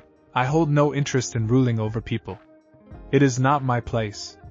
I would rather ensure that they have the ability to choose their own place in life," Naruto replied as he finished his tea and got up. "Well, we got work, don't we?" Naruto asked Tazuna. "The hell with that. As soon as the villagers hear of what happened to Gato, there's going to be a festival to celebrate the fall of the tyrant," Tazuna replied happily with a bottle of sake in hand. "Day we celebrate, tomorrow we go back to work with hangovers," he exclaimed happily, making Naruto's sweat drop. Time skip, 3 days. Naruto smiled as he looked at the finished bridge. After townspeople had heard of Gato's fate, a giant festival had been held to celebrate it. There was food, drink, games, and music all around. Everything had been fine until Tazuna announced that Naruto had been the one to take down Gato. After word spread, everyone wanted to meet the hero, which led to him having to sit through various handshakes and greetings with the townspeople. The celebration had dragged into the early morning before everyone had finally fallen asleep. The next day and the day after that had been nothing but hard work, but there was a sense of accomplishment to it. With Gato gone, a lot of people volunteered for the bridge and they managed to get it done in 2 days. Which brings us to where we are today. Naruto stood in full uniform minus his face mask beside Tazuna as the old drunk gave his speech about Wave prospering thanks to the bridge, and the newly acquired Wave Shipping Incorporated. However, the next part of Tazuna's speech caught his attention. "And now, in the honor of the hero who helped overthrow Gato, we the people of Wave have nominated that this recently finished bridge be named the Great Naruto Bridge," Tazuna exclaimed, making the entire crowd cheer and Naruto feel self-conscious at the feeling of having the spotlight suddenly put on him. As the crowd cheered loudly for their hero and their newfound freedom, Naruto couldn't help but smile. "I'm going to have to leave soon if I want to make it to the bunker in Kumo soon," Naruto thought as he looked at the celebrating town people. Time skip, 3 days later. Border between Land of Fire and Land of Hot Water. Naruto groaned as he looked towards the Land of Hot Water. It had been 3 days since he helped the Land of Waves finish the Great Naruto Bridge, and that very same night he left the Land of Waves. Since then, there was only one word that could describe the way he was feeling. "I'm so bored," Naruto mentally yelled as he kept walking. "I need some excitement soon," Naruto muttered under his breath. "I wonder how things are going back in Wave," Naruto asked as he crossed the border into the Land of Hot Water. Back in the Land of Waves, it was the early morning that we saw 4 individuals walking towards the docks of the Land of Fire. "No, Sasuke-kun is the best," a loud shrill voice yelled. Kakashi, a man standing at 181 centimeters with gray gravity-defying hair, and his face covered by a face mask and his Konoha headband covering his left eye. "No, Sakura-san, please stop yelling." A girl with green eyes and pink bubblegum hair turned to look directly at Kakashi. "But Kakashi-sensei, Hiruzenbaka tried to say that he was better than Sasuke-kun." "Well, I was named the Rookie of the Year," a voice behind the both of them stated. Sakura and Kakashi turned to see Sasuke Uchiha, the last living Uchiha. He had onyx eyes and dark hair. He always had a holier-than-thou air around him. "Still kicked in the spars," a voice said behind them all. Sasuke sent a death glare to Hiruzen Namikaze, the heir of the Namikaze clan and son of the Yondaime Hokage. The boy had red hair and chocolate-brown eyes. "No, Hiruzen-kun, would you please not argue with your teammates?" Kakashi asked nicely. Hiruzen nodded, making Sasuke scowl and Sakura growl. Why did Minato-sensei have to give my team this assignment? I could have handled it easily by myself, but no, I had to bring the rat pack with me. Kakashi mentally whined as he recalled the meeting between himself and his longtime sensei. Flashback. Mission assignment. Kakashi, I want you to go to the land of waves and help the people build a bridge to liberate the country from their dependence on Gato's shipping. You will go with your team, and as they take turns guarding the bridge builder Tazuna, you are to take care of Gato. Minato finished. Kakashi-sensei, wouldn't it be easier just for me to go to Wave and do this mission solo? Kakashi asked. Well, yes, but we need the bridge builder to be safe, and that is a 4-man team job. Minato replied. Why would we need him, sensei? Kakashi asked. He came to me seeking help a bit of a week ago. He offered the payment for a C-rank mission and a trading contract. I declined him in an effort to get him to offer more, but he left the very next day. You are to go to Wave and help him under these conditions, Minato stated as he handed a list of demands to Kakashi. Kakashi read the note out loud. These are the demands to Konoha helping the land of Wave. An equivalent payment of 2 A-rank missions, a trading agreement exclusively with Konoha, and a 50% discount on any future services required from Wave. Kakashi finished. Do you understand your mission? Minato asked Kakashi. Yes, Hokage-sama. Kakashi finished. So basically I'm to extort a country by overthrowing its tyrant, only to replace its rule with one of a hidden village. Kakashi sighed. Present time. Kakashi shook his head as he looked to the dockworker ahead of him. Excuse me, is there any way we could charter a boat to the land of waves? Kakashi asked the man as politely as possible. A boat? Why not just take the bridge? The worker asked Kakashi, making him look at the man with an inquisitive look. I thought the bridge wasn't finished? Kakashi asked. It finished about 3 days ago. They named it after the hero of Wave. The worker replied, making Kakashi look at him. Well, could you direct us to the bridge? Kakashi asked. The man nodded and began giving Kakashi instructions on how to get to the bridge. Time skip. The beginning of the Great Naruto Bridge. Kakashi and his team looked in awe at the giant bridge in front of them. Kakashi-sensei, what is this? Sasuke asked as he stared at the giant bridge. The Great Naruto Bridge, named after the man who helped liberate this land and brought hope back to its people. Sakura read off a plaque, not noticing the flash of recognition on Kakashi and Hiruzen's faces. Did you just say Naruto? Kakashi asked Sakura and got a nod in response. It couldn't be Naruto-kun, could it? No, that's impossible. The poor boy couldn't even use chakra and he wasn't trained in the ninja arts. Besides, the last time I saw him was about... When was the last time I saw Naruto-kun? Kakashi wondered as he put away his Aika book. I can't remember. Kakashi admitted to himself with a tone of shame. Hiruzen, however, was thinking different thoughts. That couldn't be Big Bro, could it? No, Big Bro couldn't use chakra. But then where is Big Bro? No one has seen him since my 5th birthday.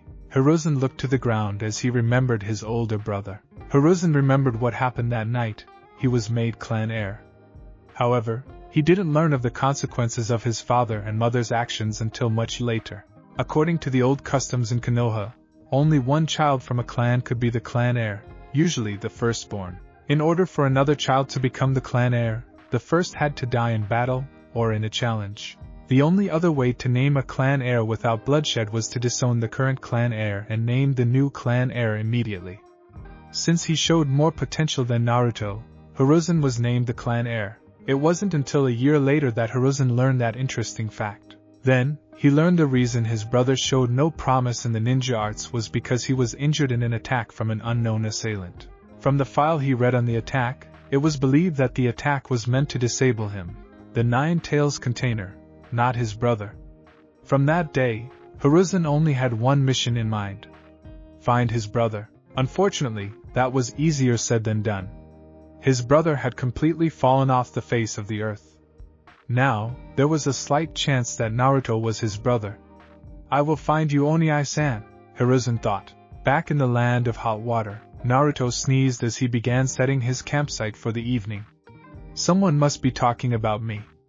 Naruto mused as he sat near the campfire and unsealed some meat to cook. Back in the land of waves, Tizuna's town. Kakashi was wide-eyed as he looked at the thriving community before him. According to the report he got from the Hokage, this town was supposed to be in poverty due to Gado's high shipping costs and his cost of living taxes. This town was the exact opposite. People were happy, kids were running, there were exotic foods and spices in the market, and people seemed genuinely prosperous. Kakashi was once again shaken from his thoughts as a gray-haired man wearing glasses with a large beard and dark eyes approached him. "Hello, I'm Tizuna, the mayor of Wave.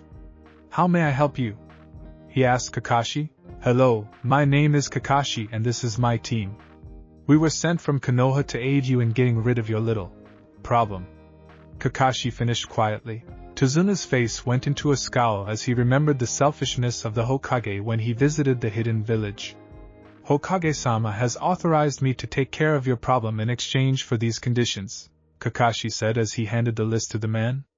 Tizuna smiled as he took the list. "Let's see what that bastard was trying to extort from me," Tizuna thought as he took the list and read over it. His scowl deepened as he read the conditions. "No, thank you," Tizuna said to Kakashi. "What do you mean no? Do you want to live under the rule of a tyrant for the rest of your life?" Kakashi asked. Tizuna laughed as he signaled the team from Konoha to follow him. "Come with me," Tizuna said. After roughly 15 minutes of walking, they arrived at what seemed to be the site of a large explosion. "What are we doing here, Tizuna-san?" Kakashi asked. "This is the grave of Gado, the shipping tycoon of Wave, and what remains of his giant mansion and his thugs," Tizuna finished. "What happened?" Kakashi asked as he surveyed the damage. "Professional-grade explosives. Whoever did this was well-trained," Kakashi thought as he heard the man speak. "Naruto happened. That boy was a godsend. He managed to not only protect me through the building of the bridge, but he also killed Gado and his henchmen. But that's not all he did. He brought hope back into this place," Tizuna said with a smile. "Hope? How did he bring hope?" Sasuke asked with a doubtful glare. "Before he came around, no one dared oppose Gado. But when he did arrive, he changed things.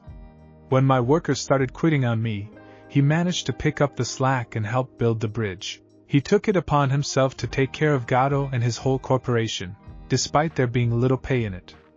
Even after he managed to do all of that, he helped bring this land back to its knees," Tizuna finished as he looked at the ruins. "How did one man help bring the land out of poverty and raise it to the happy-go-lucky and busy trading hub it is today?" Kakashi asked. Tizuna smiled as he looked at Kakashi. "He gave us what we really needed. So either the people of this land nor Nami Shipping Incorporated will yield to the demands of your Hokage. We already yielded once. We will not do it again." Tizuna started firmly and began to walk away. "Wait, is there any way we could work out an exclusive trading contract between the Land of Waves and Konoha?" Kakashi asked. "No, we cannot. The Land of Waves is a free trading hub, open to all of the countries. And we will not show favoritism to anyone," he finished as he turned to walk away. "Wait, Tizuna-san." He turned to see the small red-haired kid looking at him with desperate eyes. "This hero of yours, Naruto. What did he look like? What was his last name?" he asked. "You think I will sell him out just so Konoha can try their recruit or kill routine on him?" Tizuna asked. "Please, old man. This is important," Hiruzen pleaded. "Well, his name is Naruto Romanov," he began, making Kakashi and Hiruzen's obvious tension lessen. "He was about 16 years old, blonde hair, and the deepest blue eyes you could imagine," Tizuna finished, and then saw the looks of excitement flash over Kakashi and Hiruzen's faces. "And that's all I will tell you," Tizuna stated as he walked away. "Oh, and do enjoy our busy little town," he called back as he left the clearing. "I have to get word of this back to Sensei." Kakashi thought as he summoned a messenger bird, wrote a quick message to the Hokage, and sent it on its way. Could it be a big bro that did this? Hiruzen thought in awe as he took a real good look at the destroyed building. If Big Bro is this strong, I need to hurry and get even stronger so I can catch up to him and find him, Hiruzen thought with a look of determination as he raised his hand. And that is the promise of a lifetime.